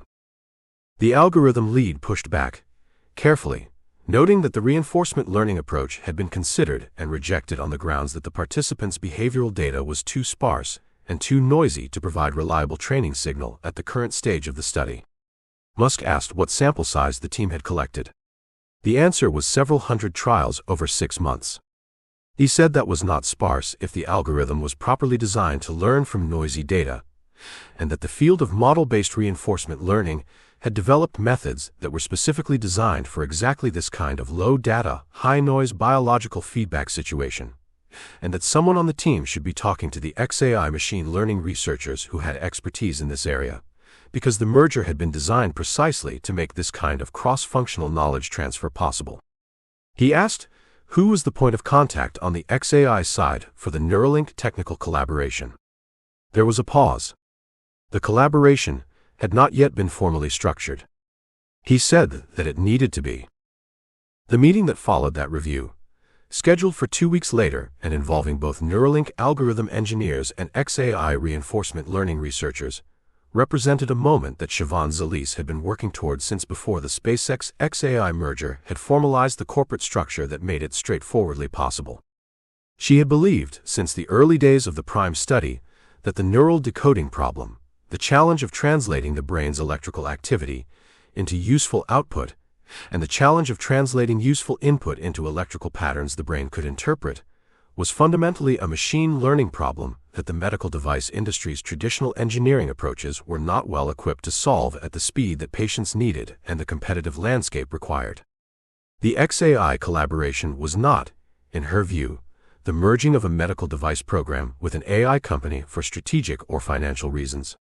It was the application of the most capable available tools to a problem that those tools were genuinely better suited to address. Her role in facilitating the collaboration reflected the evolution her position had undergone over the preceding 2 years. She was not, by the end of 2025, primarily a Neuralink executive managing a clinical program. She was a bridge between Neuralink's clinical and regulatory culture and Zay's research culture, between the FDA's requirements for evidence-based device development and the machine learning field's data-driven iteration approach, between Musk's strategic vision for neural AI integration and the practical constraints that vision encountered when it arrived at the frontier of what human neuroscience currently understood. She held these tensions without resolving them, because they were not, in the current state of the technology and the science, resolvable, only manageable, which was a different thing. The collaboration produced its first joint technical output in January 2026, an internal white paper describing a reinforcement learning framework for visual cortex stimulation optimization that the combined team had developed over 6 weeks of intensive work. The paper was not published. It was proprietary, developed under the protocols that protected Neuralink's intellectual property in a competitive landscape that was, by early 2026, watching the blindsight program with the attention of researchers and companies who understood that the visual cortex was the most valuable frontier in neural interface technology, both for the size of the patient population it could address and for the broader implications of a technology that could deliver information directly to the brain's sensory processing architecture rather than through damaged peripheral organs. The implications were not lost on anyone who thought carefully about them, and by early 2026, more people were thinking carefully about them than had been the case a year earlier. The same architecture that delivered visual percepts to a blind patient, a camera translating a scene into stimulation patterns that the visual cortex could interpret, could in principle deliver any information that could be encoded in a visual format. Text. Data. The output of an AI system. The question of whether this represented the medical restoration of a lost sense or the creation of a new sensory channel through which digital information could be piped directly into human perception was not a question that the clinical protocol addressed, because the clinical protocol was designed to treat blindness, and treating blindness was the only thing the FDA had given the team permission to study. But it was a question that the bioethics literature was beginning to address with some urgency, and that the research participant herself had asked in one of her follow-up interviews, with the directness of someone who had spent months thinking about what it meant to have a machine mediating her perception of the world. She had asked whether the algorithm could show her things that weren't there. The research coordinator who received the question had written it down, flagged it for the ethics review board, and sent a copy to Zalise. Zalise had read it on a Thursday afternoon and had held the question for a long time before deciding how to respond, because the answer, which was technically yes, the algorithm could in principle stimulate any pattern regardless of what the camera saw, was accurate, and because accuracy in this particular context opened doors that the clinical program had not been built to walk through, and that someone was going to have to decide with the full weight of what was on the other side whether to open. The ethics board response arrived 6 weeks later. It was careful, thorough, and confined itself strictly to the parameters of the current study. It did not address what would happen when the parameters of the current study were no longer the relevant constraint, which was a question that the board had noted in its internal deliberations and declined to answer in its formal response on the grounds that it was premature. It was not premature. It was precisely timed for the moment when the orbital data centers came online, when Grok 4.0's training run completed, and when the combined SpaceX XAI entity's engineers began asking, in documents that had not yet been written, but whose contents were already implicit in the architecture of everything that had been built, whether the visual cortex was a display, and if so, who held the remote. Chapter 87. The Music City Loop. Boring Company goes to Nashville. The boring machine arrived on a flatbed at 3:40 in the morning. It came down Interstate 40 with the unhurried authority of something too large to be questioned, a convoy of support vehicles bracketing a load that was, in its physical dimensions, closer to a submarine than to any piece of construction equipment Nashville's overnight highway patrol officers had previously escorted. The machine itself was painted white, which was the Boring Company's signature aesthetic choice, a deliberate departure from the earth-toned palette of conventional tunneling equipment, as though the company were making an argument through color alone, that this was not the dirty, disruptive, decades-long infrastructure project that American cities had come to dread and distrust, but something cleaner and faster and categorically different from the process that had produced Boston's Big Dig and New York's Second Avenue subway and every other metropolitan tunneling project that had become, in the public imagination, a synonym for cost overruns and broken promises, and the particular species of civic disappointment that follows when a city commits itself to underground infrastructure and discovers, too late and at too great an expense, what the underground contains.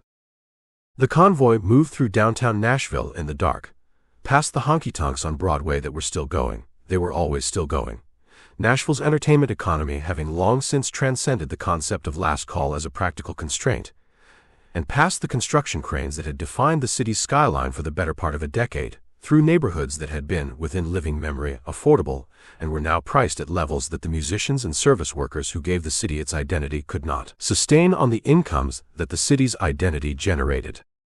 The machine was headed for a staging area near the convention center, where the Boring Company's project team had been preparing the launch box, the excavated pit from which the tunneling machine would begin its underground journey, for 6 weeks. By the time the city's breakfast traffic was building on the Cumberland River bridges, the machine was in position. By the time the mayor's office opened, it was being bolted together by a crew that had done this before, in Las Vegas, and in Chicago, and in Fort Lauderdale, and in the dozen other cities where the Boring Company had been at various stages of proposal, approval, construction, and completion. The Nashville approval had come through in March 2026, following 18 months of negotiation, environmental review, community engagement sessions, and the particular species of municipal politics that attended any infrastructure project large enough to displace existing surface traffic patterns while it was being built, and to realign development economics permanently once it was complete. The project was a loop system, the Boring Company's signature product, the same basic topology as the Las Vegas Convention Center loop that had opened in 2021, and the expanded Vegas loop that had been growing through the resort corridor since, a network of single-vehicle tunnels in which Tesla vehicles operated autonomously, carrying passengers between stations at speeds that the surface street grid could not approach, in tunnels whose diameter was smaller and whose construction costs were therefore lower than conventional subway infrastructure, at the expense of capacity limitations that transit planners noted with professional concern, and the Boring Company acknowledged with the equanimity of a company that had decided the capacity constraint was a second-order problem to be addressed after the first-order problem of actually building something. The Music City Loop, as the project had been branded in the public communications that the Nashville Metropolitan Transit Authority and the Boring Company had jointly developed, would connect the convention center to the airport, with stations at several points along the Broadway entertainment corridor, the Gulch neighborhood that had become the primary locus of the city's tech sector expansion, and Vanderbilt University. The travel time from the convention center to the airport, a journey that in Nashville's traffic, which had acquired in recent years the snarled, gridlocked quality of a city whose road infrastructure had been designed for a population a third of its current size, was projected at 12 minutes. The current average during peak hours was 47 minutes. The delta between those two numbers was, in the political economy of a city that hosted hundreds of conventions annually, and whose economic competitiveness was increasingly measured in its ability to move people efficiently, the entire argument for the project. The world in which the Nashville approval arrived was one in which the Boring Company occupied a peculiar position in the American infrastructure conversation, simultaneously more accomplished and more contested than its public profile suggested. The Las Vegas Loop was real and operational and used, carrying millions of passengers per year through a system that had been built in a fraction of the time and at a fraction of the cost of comparable public transit projects, and whose operational performance, while not without issues, the single-vehicle tunnels created bottlenecks at stations that the system's critics had predicted, and that the company's design modifications had partially but not fully resolved, demonstrated that the core proposition was not fantasy. The company had built something that worked. This was not, in the history of American infrastructure, as common an outcome as the frequency with which infrastructure was proposed might suggest. But the Boring Company's public profile had become, by early 2026, inseparable from Musk's broader political positioning in ways that created friction in the blue-leaning cities where transit investment was most needed and most politically supported. His DOGE tenure, his alignment with the Trump administration, his management of X, all of it had produced, in the urban progressive communities that dominated the politics of major American cities, a disposition toward anything bearing his name that ranged from skepticism to active opposition. City council members, who would have supported public investment in underground transit on its merits, found themselves navigating constituent pressure from voters who experienced a Boring Company contract as an endorsement of the man who held the contract. This was not a problem that the Boring Company's project teams, who were largely apolitical engineers focused on tunnel diameter and boring rates and station ventilation design, had the tools to address. It was a problem that landed on Steve Davis, the company's president, to manage. Davis was, in the constellation of Musk lieutenants, one of the least publicly visible and most operationally effective, a pattern that characterized several of the people who had made Musk's companies function across the periods when his own attention was most fully committed to other things. A mechanical engineer who had joined SpaceX in its earliest years and migrated to the Boring Company at Musk's direction when the tunneling project graduated from a Twitter joke to a capitalized company, Davis had built an organization that reflected his own operational character. Methodical, cost-conscious, relentlessly focused on the specific engineering and permitting problems that separated a proposal from a project. He was not a visionary. He was the person who made the visionary's visions into things you could ride through. The Nashville negotiation had been his primary project for most of 2025, and it had required a set of skills that tunneling engineering did not specifically prepare you for. The Transit Authority's board included members who were genuinely enthusiastic about the project's potential, and members who were genuinely skeptical of a private company's ability to deliver public infrastructure on the timeline and cost projections that the Boring Company was offering, and members whose skepticism was specifically about Musk rather than about the project, and members who were skeptical because their constituents in specific neighborhoods had concerns about construction disruption that were legitimate and needed to be addressed through the design rather than the communications. Davis had navigated this matrix with the patience of a man who had learned, over years of working for someone who had no patience for the pace of institutional decision-making, how to be patient enough for both of them. His relationship with Musk during the Nashville period was, by the accounts of people who observed it, one of the more functional in the Musk organizational ecosystem. A relationship stabilized by Davis's clear sense of his own lane, his disinclination to engage with the aspects of Musk's public behavior that he could not influence, and his consistent delivery of outcomes that allowed Musk to trust the Nashville project without needing to be involved in it on the daily basis that his attention economics no longer permitted. Musk knew the project was moving. Davis ensured that it was. The communication between them was infrequent and efficient, which was, in the taxonomy of Musk working relationships, a marker of unusual health. The core conflict of the Nashville chapter was not, in the end, political or engineering. It was a conflict of category, the question of whether what the Boring Company was building was transit or something else wearing transit's clothes. Nashville's approval had been granted through the city's transit authority, which meant the project was legally constituted as public transit infrastructure, subject to the obligations and the oversight frameworks that public transit carried: service requirements, accessibility standards, fare structure commitments, the entire regulatory architecture that American cities had developed to ensure that public investment in transportation served the public rather than a subset of it.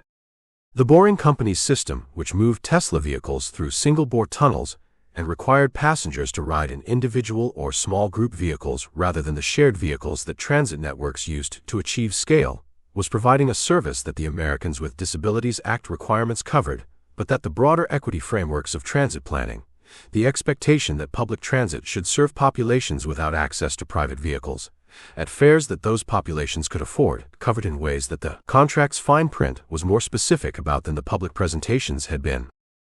The conflict crystallized in a community meeting in North Nashville, a historically black neighborhood that had been, across the preceding decade, subjected to the housing price pressures that characterized the city's broader gentrification trajectory, and whose residents had organized around transportation equity issues with a sophistication that reflected years of engagement with a transit system they experienced as underserving their community. A representative from the neighborhood coalition appeared at the public comment session for the Loop's environmental impact assessment and asked, with the precise specificity of someone who had read the contract documents rather than the press materials, what the fare structure would be for Music City Loop service and how it compared to the existing bus network fares, and what the Loop's station locations implied about which neighborhoods would receive improved connectivity and which would not. The Boring Company representative who received the question answered it accurately. The Loop's fare structure, in its initial configuration, would be set at a level that covered operating costs and was higher than bus fares, and the station locations reflected the tourism and economic development priorities that the Transit Authority and the city had identified in the project's scope. The representative from North Nashville nodded, thanked the panel for the clarification, and said that what she was hearing was that the city had approved a high-speed underground transit connection between the airport, the convention center, the luxury hotel corridor, and the university, and that the communities who most needed transit investment would not be served by it. She said this without visible anger, in the tone of someone making an observation that she expected to be accurate and was confirming. The room was quiet in a specific way after she spoke. The Boring Company's communications team, monitoring the session, noted it in their daily briefing.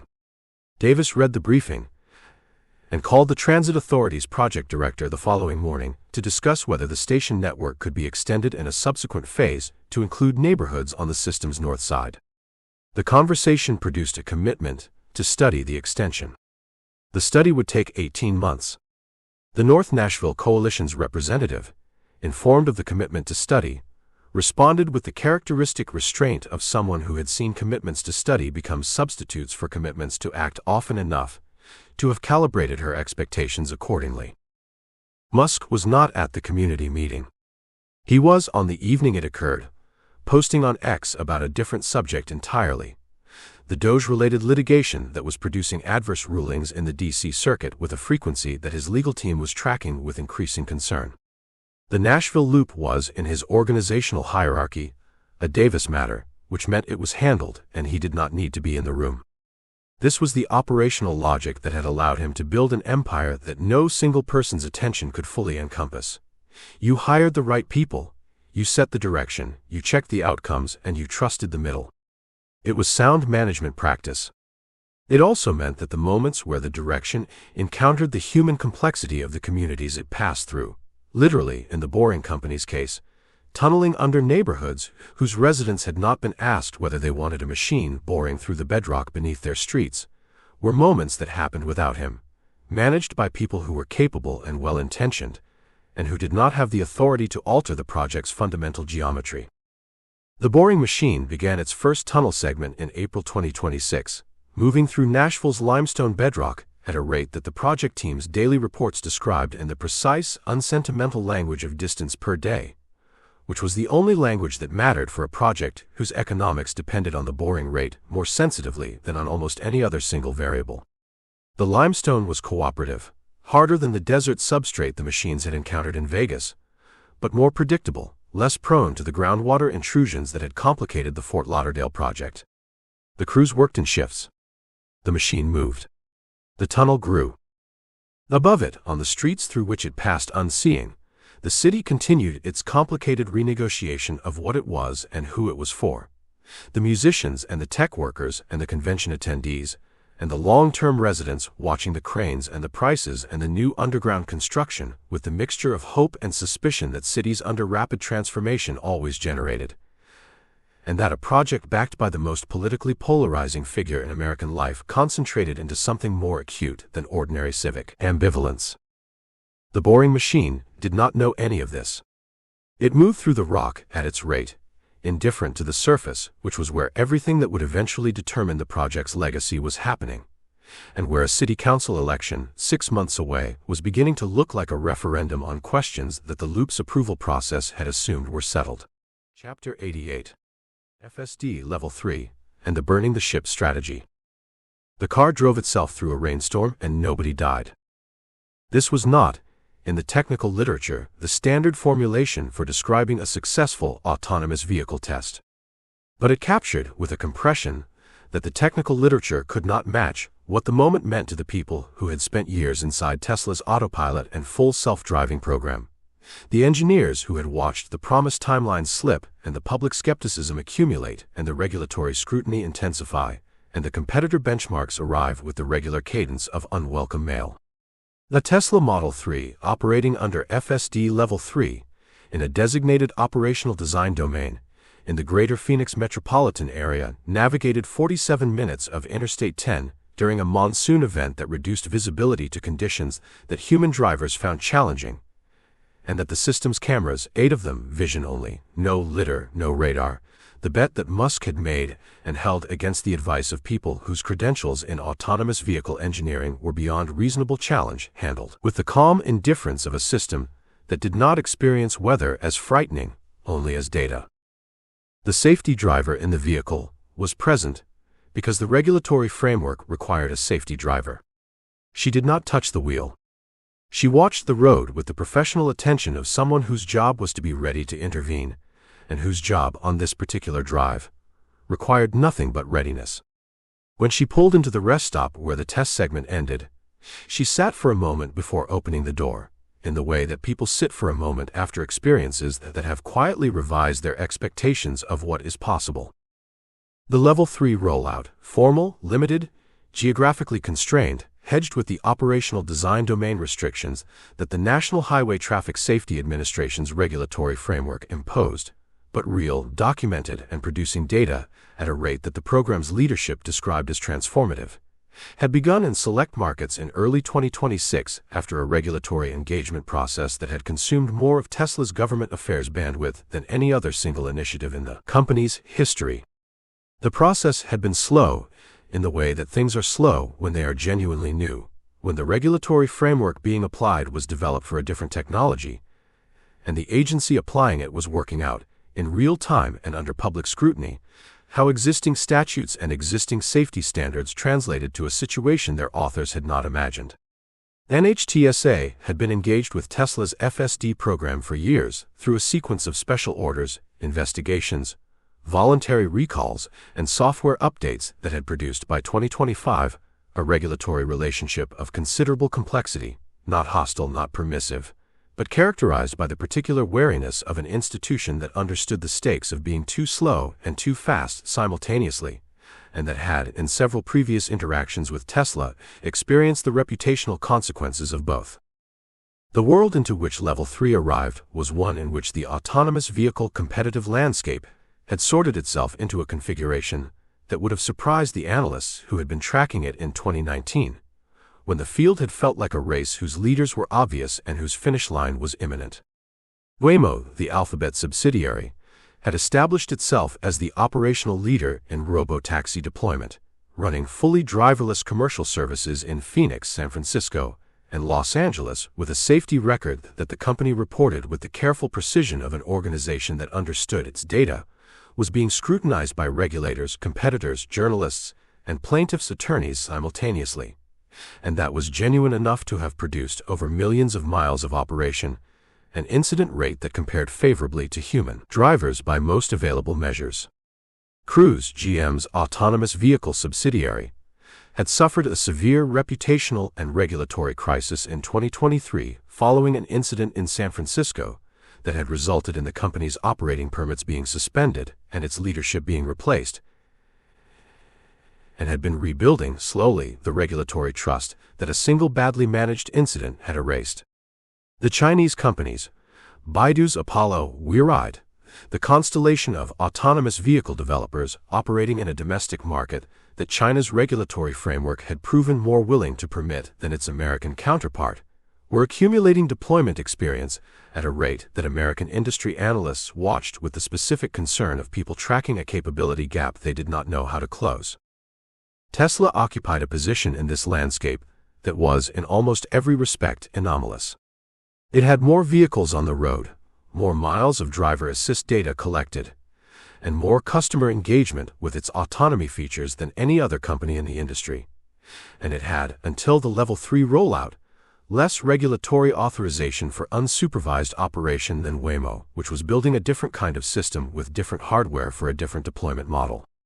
The gap between Tesla's data scale and its regulatory authorization was the artifact of choices Musk had made years earlier, most consequentially the decision to pursue vision-only autonomy.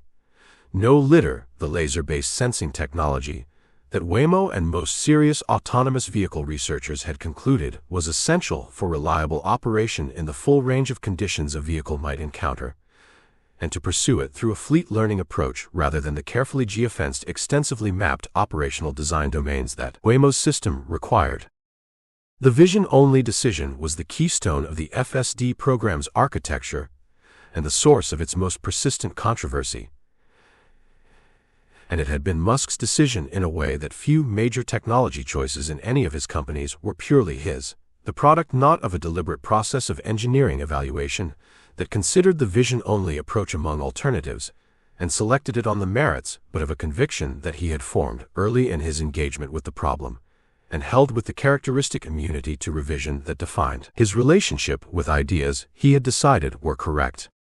He believed that the human visual system, two cameras, a brain, and the learned intelligence to interpret what the cameras saw, was the existence proof that vision-only autonomy was sufficient for driving, and that the addition of lidar was a crutch that solved the near-term problem of reliable operation in the current generation of systems while preventing the long-term development of the learned visual intelligence that would be required for true generality. He said this in public, repeatedly, in terms that the autonomous vehicle research community found somewhere between provocative and alarming, because the community's consensus, based on the physics of lidar versus cameras in low light and adverse weather conditions, on the information-theoretic properties of depth sensing versus depth estimation, on the accident data from systems that had failed in conditions where lidar would have succeeded, ran strongly in the other direction.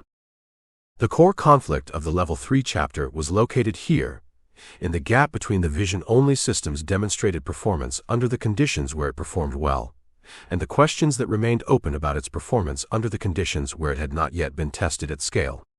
The operational design domain restrictions that the Level 3 rollout carried, the geographic limitations, the weather condition exclusions, the speed restrictions that defined the envelope within which the system was authorized to operate without driver supervision, were not arbitrary bureaucratic constraints. They were the regulatory expression of specific identified uncertainties, conditions under which the system's performance had not been demonstrated to the standard that the framework required. The rainstorm test had been impressive. The 47 minutes of Phoenix monsoon were real data. They were not the full distribution of conditions that unsupervised operation required demonstrating, and the program's regulatory affairs team, which was simultaneously proud of the Level 3 authorization and acutely aware of how much remained to be demonstrated, was living in the tension between those two truths with the focus of people who understood that a single high-profile incident in the authorized operational envelope would not merely damage Tesla's program, but would set back the entire field's regulatory posture by years. Musk had described the vision-only strategy in various interviews and posts over the years, using a phrase that his communications team had periodically tried to soften, and that he had consistently refused to soften, burning the ships. The metaphor referenced the historical military tactic of destroying the means of retreat to commit forces irrevocably to forward movement. The conquistador's gambit, the commander's statement that there is no going back, that victory is the only available outcome because failure has been made structurally impossible. He meant it precisely. By building a system that could not fall back on lidar, that had committed its entire architecture to the vision-only approach, Tesla had made the success of that approach the only option. The fleet learning system, millions of vehicles collecting visual data from the full distribution of real-world driving conditions, would generate the training data that the neural networks required to solve the problem. And the problem would be solved because the alternative to solving it was not having a different approach available but having no approach at all.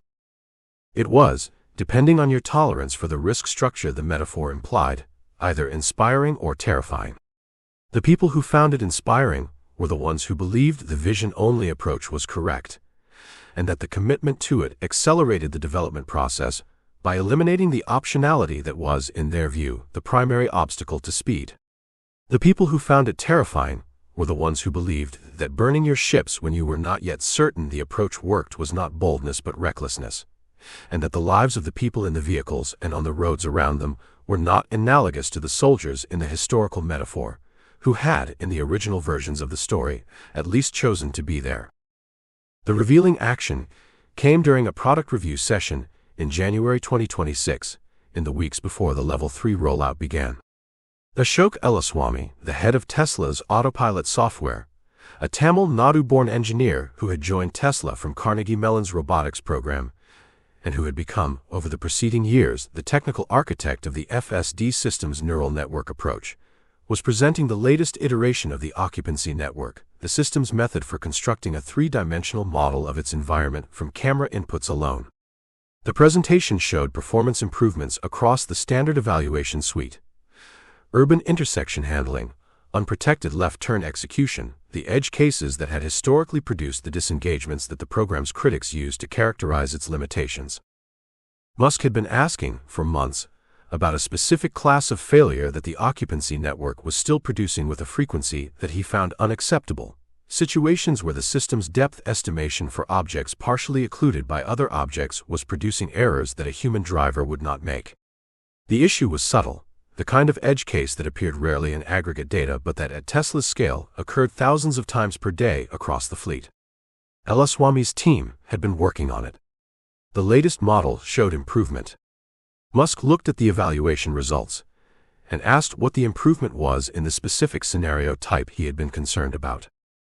Swami gave him the number. He looked at it for a moment and then said that the number was better and not good enough, which was not a contradiction. It was an accurate description of a target that had moved because the deployment context had changed. Level 3 authorization meant unsupervised operation.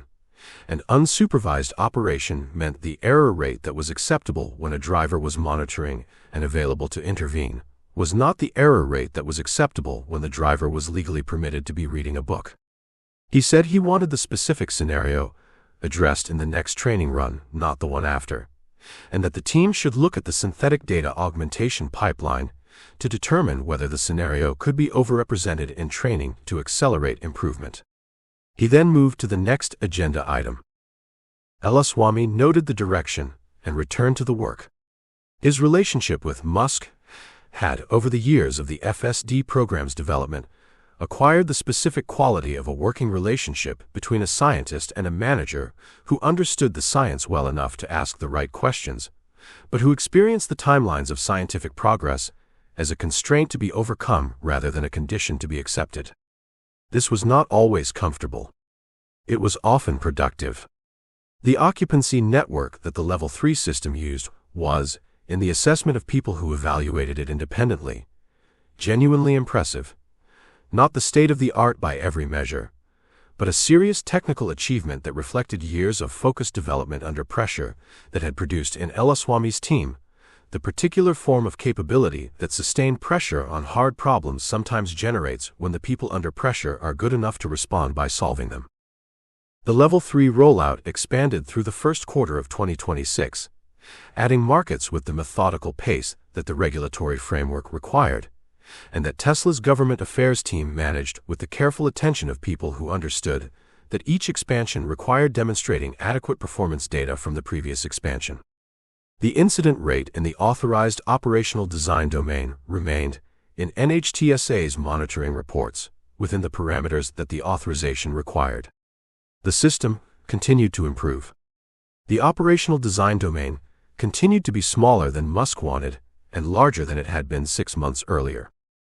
By April 2026, Tesla had accumulated more unsupervised FSD miles than any company except Waymo, a milestone that the program's leadership marked internally with the satisfaction of people who had been working toward it for years and who understood without needing to be told that miles accumulated were not the same as the universal authorization that Musk had been describing as imminent since 2019. The gap between what the system could do in its authorized envelope and what it would need to demonstrate to achieve the fully general authorization, the ability to operate without any operational design domain restrictions in any weather, on any road, in any condition, remained the central fact of the program, the thing that the Level 3 authorization represented progress toward without resolving. The ships were burning. The fleet was committed to the shore. And in the National Transportation Safety Board's regional office in Washington, a team that had been reviewing a cluster of incidents involving FSD-equipped vehicles in conditions that the Level 3 authorization did not cover, incidents that had occurred because the operational design domain restrictions were enforced by policy and driver agreement rather than by the system itself, which continued to operate in conditions outside its authorized envelope when drivers engaged it there, was completing a report whose contents had not yet been made public, and whose release date had been quietly moved forward by 6 weeks at the request of the agency's leadership, for reasons that the Tesla government affairs team's contacts within the agency were not yet able to characterize with precision. Chapter 89. Real-time net worth. $852 billion, and the weight of abstract numbers. The Bloomberg terminal, updated at 9:31 in the morning. It was a Tuesday in February 2026, unremarkable in its weather and its news cycle by the standards of a period in which neither weather nor news cycles had been unremarkable for years, and the number that appeared on the wealth index, recalculated in real time, as the index did for the 40 or so individuals whose assets were liquid and public enough to permit continuous valuation, was $852 billion. The figure sat at the top of the ranking with the settled authority of a number that had occupied that position long enough to seem permanent, though it had arrived there through a sequence of valuation events whose speed had surprised even the financial analysts whose professional obligation was to anticipate these things. The SpaceX XAI merger, closed 3 weeks earlier, had added a valuation increment that the index's methodology had absorbed with the neutral efficiency of a system that did not editorialize, did not contextualize, did not pause to note that the number it was displaying had no historical precedent, and that the closest analog, the Rockefeller fortune at its peak, estimated at roughly 2% of American GDP, had been accumulated through means and in a context so different from this one that the comparison illuminated almost nothing except the appetite for comparison itself. Musk did not follow the Bloomberg Wealth Index in the way that the index's daily coverage implied he might. He did not, by available account, check his net worth the way that people who have experienced financial precarity check their bank balances, with the anxious frequency of someone monitoring a margin that feels thin. The number was not, for him, a measure of personal security. It had not been a measure of personal security since Tesla and SpaceX had made him wealthy enough that the concept of personal security, in the sense of knowing there was enough money for food and rent, had ceased to have operational meaning. What the number measured, in the accounting that actually governed his decisions, was leverage, the capacity to commit resources to problems he had decided required solving, to take on technical risk at a scale that required capital that no conventional investor would deploy on the timelines and terms that his vision required, to build things that the market's ordinary mechanisms would not build, because the ordinary mechanisms were optimized for returns that arrived before the technology did. He had said this in various formulations, across years of interviews, and it was one of the few self-descriptions that the people who knew him well regarded as accurate rather than self-serving. The accumulation of wealth had not, by any observable behavioral measure, produced in him the consumption patterns that wealth of this scale produced in most of its possessors. He did not collect yachts or art, or the other repositories of value that high-net-worth individuals used to store and display their position. He lived, by the standards of someone whose assets would have ranked him among the wealthiest entities in the history of human civilization, with a material simplicity that was itself a kind of statement, a demonstration, whether deliberate or simply unconsidered, that the money was instrumental rather than terminal, a means rather than an end. The end was always the same thing it had always been: the multiplanetary species, the clean energy transition, the merged human-machine intelligence, the tunnels under cities that move people at speeds the surface couldn't match. The money was the fuel. The fuel was not the point. But the fuel, by February 2026, was so abundant that its abundance had become its own kind of problem, not for Musk personally, but for the political and institutional environment that was being asked to accommodate a concentration of resources and influence that the existing frameworks had not been designed to manage. The wealth was not simply large. It was structurally unusual in ways that the headline number obscured. The $852 billion was not, in its majority, liquid. It was equity, ownership stakes in companies that were, in some cases, privately held and therefore valued by the methods that private company valuation used, which were less tethered to the continuous market clearing mechanisms of public equity markets, and more dependent on the specific assumptions that the most recent transaction or funding round had implied. SpaceX, the largest component of the valuation, had never been public.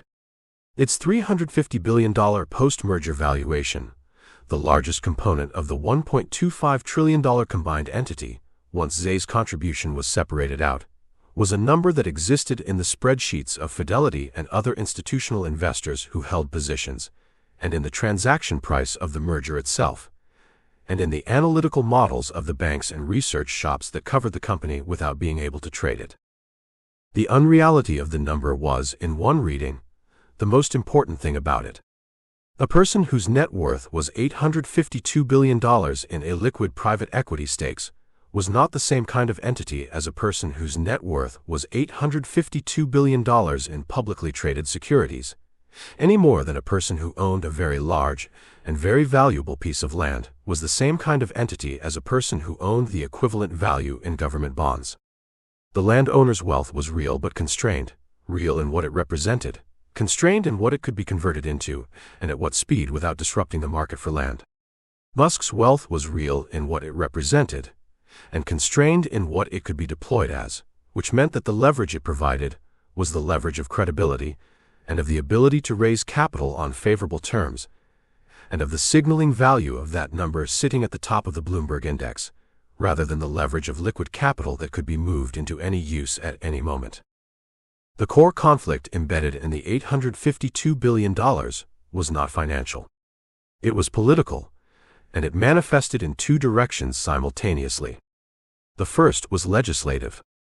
Senator Elizabeth Warren, who had been among the most consistent and specific critics of Musk's accumulation of governmental and economic influence, introduced in February 2026 a bill that proposed a wealth tax on unrealized gains above $1 billion. A proposal that had versions reaching back several years in congressional Democratic proposals, and that had never advanced through the Senate, but that the specific circumstances of early 2026 had given new momentum in the form of public attention. The bill's supporters argued that the concentration of wealth represented by the Bloomberg Top 10, and by the top entry on that list in particular, was a form of private power accumulation that democratic societies had historically addressed through the tax code when it grew large enough to threaten the balance of economic and political influence. Its opponents argued with genuine technical merit that taxing unrealized gains on illiquid assets created valuation problems that were not simply administrative but conceptual. You could not tax Musk's SpaceX equity without first determining what it was worth, which required the kind of forced valuation that private companies existed in part to avoid. The second direction was international. The European Commission's Wealth and Market Concentration Analysis Unit, a body that had been expanded in 2025 in direct response to the growing complexity of cross-border technology concentration, had opened a formal investigation into the combined SpaceX XAI entity's market position that was explicitly framed around the question of whether a private individual's control of assets at this scale, across markets that included defense communications infrastructure, artificial intelligence, and social media, was compatible with the European Union's competition framework. The investigation was procedurally distinct from the antitrust reviews that had been opened following the merger announcement, and it was targeting something that those reviews were not a specific market but a person. Whether European competition law could be applied to an individual's aggregate holdings across markets was a legal question of genuine novelty, and the lawyers on both sides of it were, by February 2026, billing at rates that reflected the stakes of establishing the answer.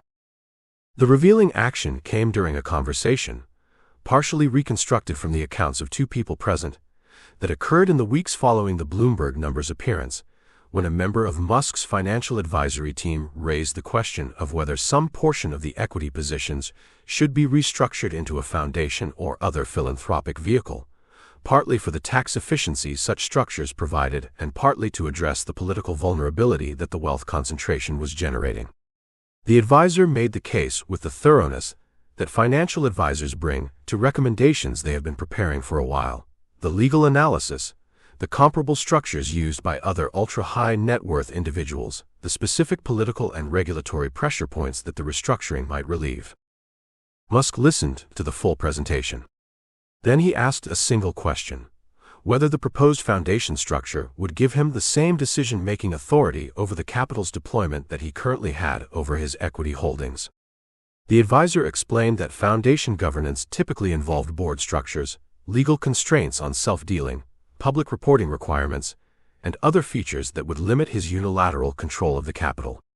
Musk said that he was not interested in a structure that reduced his ability to direct the capital toward the problems he had decided needed solving, and that he was aware of the political optics of the concentration, but that the alternative, distributing decision-making authority over capital he had accumulated through his own work, to a board whose composition he did not control, was not a trade he was willing to make. He said that the foundations established by other technology billionaires had, in his assessment, directed enormous resources toward problems he did not regard as the most important problems, and that his confidence in his own prioritization of problems was sufficient that he was not willing to subordinate it to a governance structure whose judgment he did not trust. He said this without apparent awareness that the statement's logic, "I trust my own judgment more than any alternative governance structure," was precisely the logic that the people concerned about his wealth concentration were concerned about. The advisor nodded and closed the presentation. The restructuring did not proceed. Larry Ellison occupied a specific position in this chapter's supporting narrative, not as a figure in Musk's organizational orbit, but as a mirror, a data point in the argument about what wealth at scale meant in the hands of different kinds of people. Ellison, the Oracle co-founder, was the second entry on the Bloomberg Index in February 2026. His net worth in the $200 billion range, extraordinary by any measure, and dwarfed by the number above it in a way that the index's designers had not, in its early iterations, anticipated would become a regular feature of the ranking. Ellison and Musk had a relationship of long-standing and genuine mutual regard. Ellison was a Tesla board member, had invested in Musk's Twitter acquisition, and had expressed support for Musk's various ventures with the specificity of someone who had done the analysis rather than the cheerleading. They shared, at some level, a conviction that the individuals who built large enterprises were the appropriate stewards of the capital those enterprises generated, a conviction that was self-serving in the way that all sincerely held beliefs that align with self-interest are self-serving without being thereby false. What Ellison's position on the index illustrated, in February 2026, was that the gap between first and second had grown in a way that was qualitatively rather than merely quantitatively significant. The distance between $852 billion and $200 billion was not just more money. It was a different category of resource and influence, one that had moved past the point where the comparison to other wealthy individuals was the relevant frame, and into territory where the comparison to institutions, to the GDP of nations, to the endowments of universities, to the budgets of government agencies was more revealing. The SpaceX XAI valuation had done this. It had taken a number that was very large, and made it very large in a different way. And the people whose job was to think about what large private concentrations of capital meant for the distribution of power in democratic societies were, in February 2026, working harder than they had worked in a long time. The Bloomberg terminal would update again, at 9:32, and at 9:33. The number would move with the continuous, impersonal efficiency of a system that measured something real without fully understanding what it was measuring, the way a thermometer measures temperature without knowing what heat is, or the way a Geiger counter measures radiation without knowing what the radiation is doing to the body it passes through.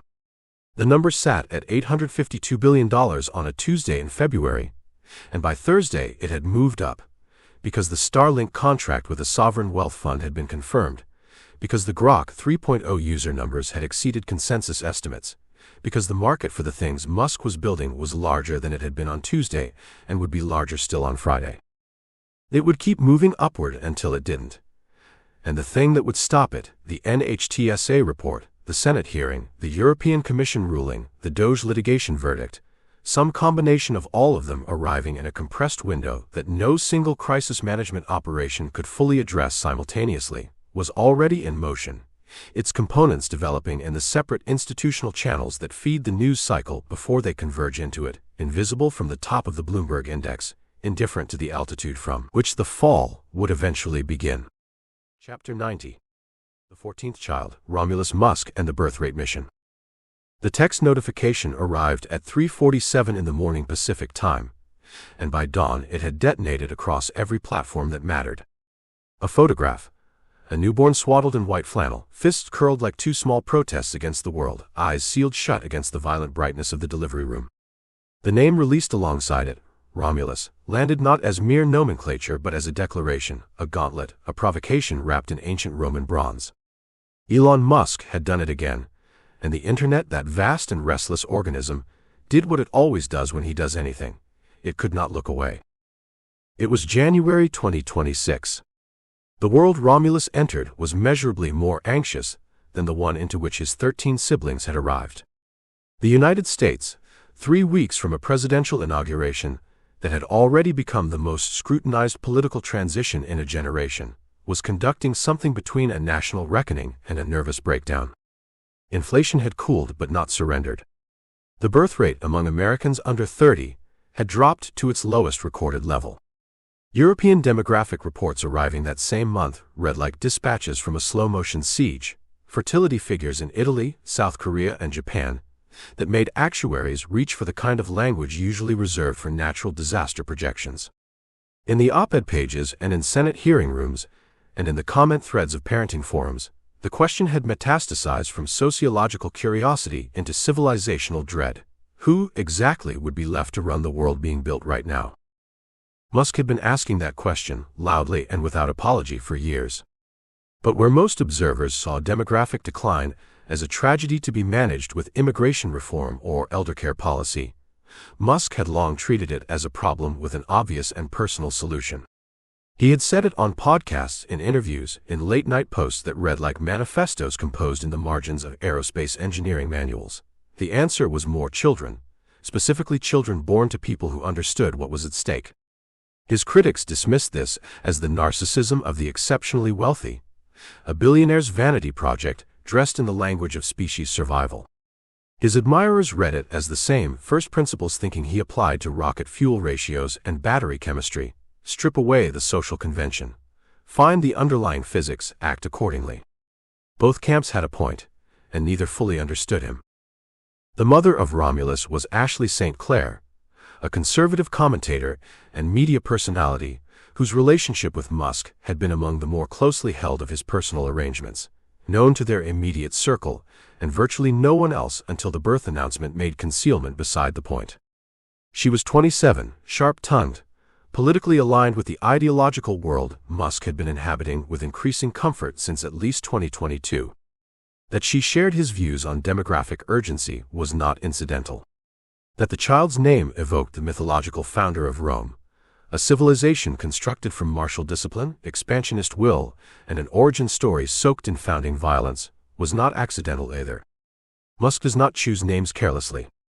Exaeshi, Exadarch Sidereal, Techno Mechanicus, Strider, Azure, Arcadia, Selden Lycurgus. Each one a small thesis statement about what he believed mattered in the universe. Romulus was the clearest thesis yet. Here is a child named for a man who built an empire from nothing, and who, according to the oldest version of the story, had to kill his twin to do it. The obstacle Musk faced in this chapter of his life was not logistical. He had demonstrated, with methodical consistency across 2 decades and 4 relationships, that he possessed neither the inclination nor the apparent intention to organize his personal life according to the conventions that govern most men's. The obstacle was interpretive, and it came from every direction at once.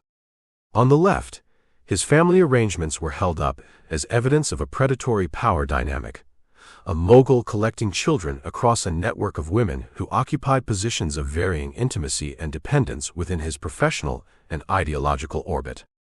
On the right, even among those who had enthusiastically adopted his political persona, there was a quieter discomfort, an acknowledgement that the prolific fatherhood being celebrated in the abstract became considerably more complicated when examined in the specific. 14 children. 4 women.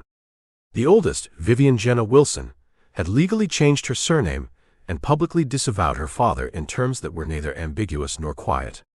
The internal reckoning that Musk appeared constitutionally disinclined to conduct, about legacy, about presence, about what it means to populate the earth with children one is too overextended to raise in any traditional sense, was being conducted loudly in public by people who had no access to him at all.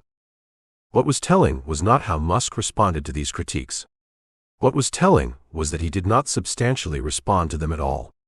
In the days after the birth announcement, he posted prolifically about rocket launches, about artificial intelligence policy, about regulatory frameworks, about the engineers he admired and the bureaucrats he did not.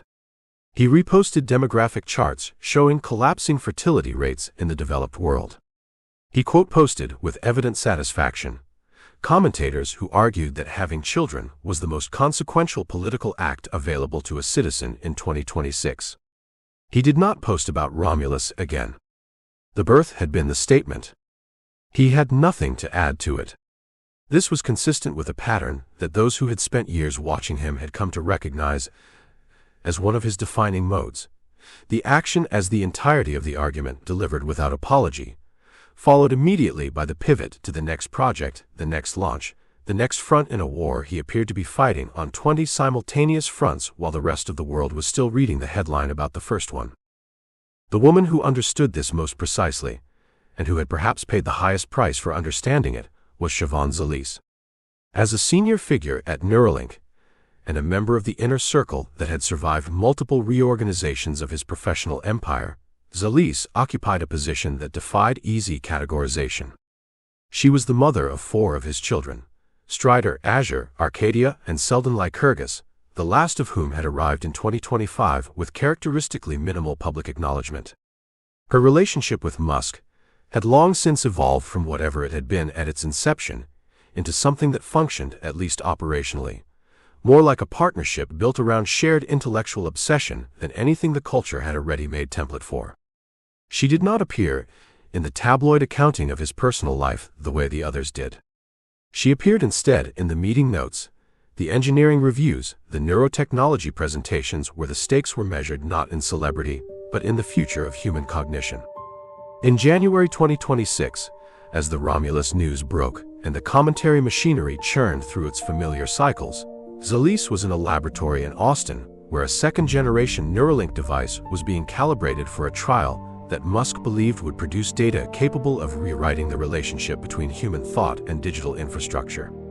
That she was doing this while mothering 4 young children, while functioning inside an organization whose founder had just announced his 14th child with another woman, was a fact that the world noted briefly and then filed away.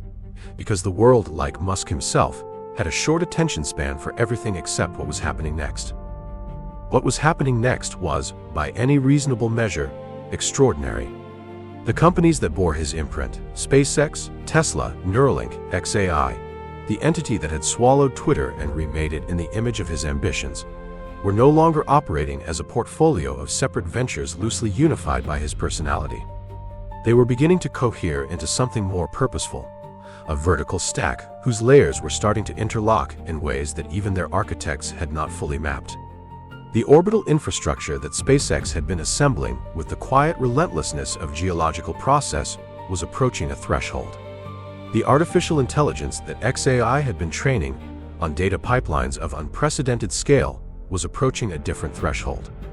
And Musk, who had been telling anyone who would listen that the combination of space-based compute and next-generation AI represented the most important technological convergence since the invention of the semiconductor, was approaching something too, though whether it was triumph or the particular kind of catastrophe that only becomes visible in retrospect was a question that January could not yet answer. Romulus Musk, 14th child of a man who had staked his entire philosophical worldview on the proposition that human civilization was worth saving, and that saving it required more humans, slept through all of it, fists still clenched, in a city that did not yet know how much of what was coming had already been set in motion by the people in the room next door. The name, those who knew their Plutarch would eventually note, had a second meaning that Musk had almost certainly not overlooked. In the oldest tellings, Romulus did not merely found Rome.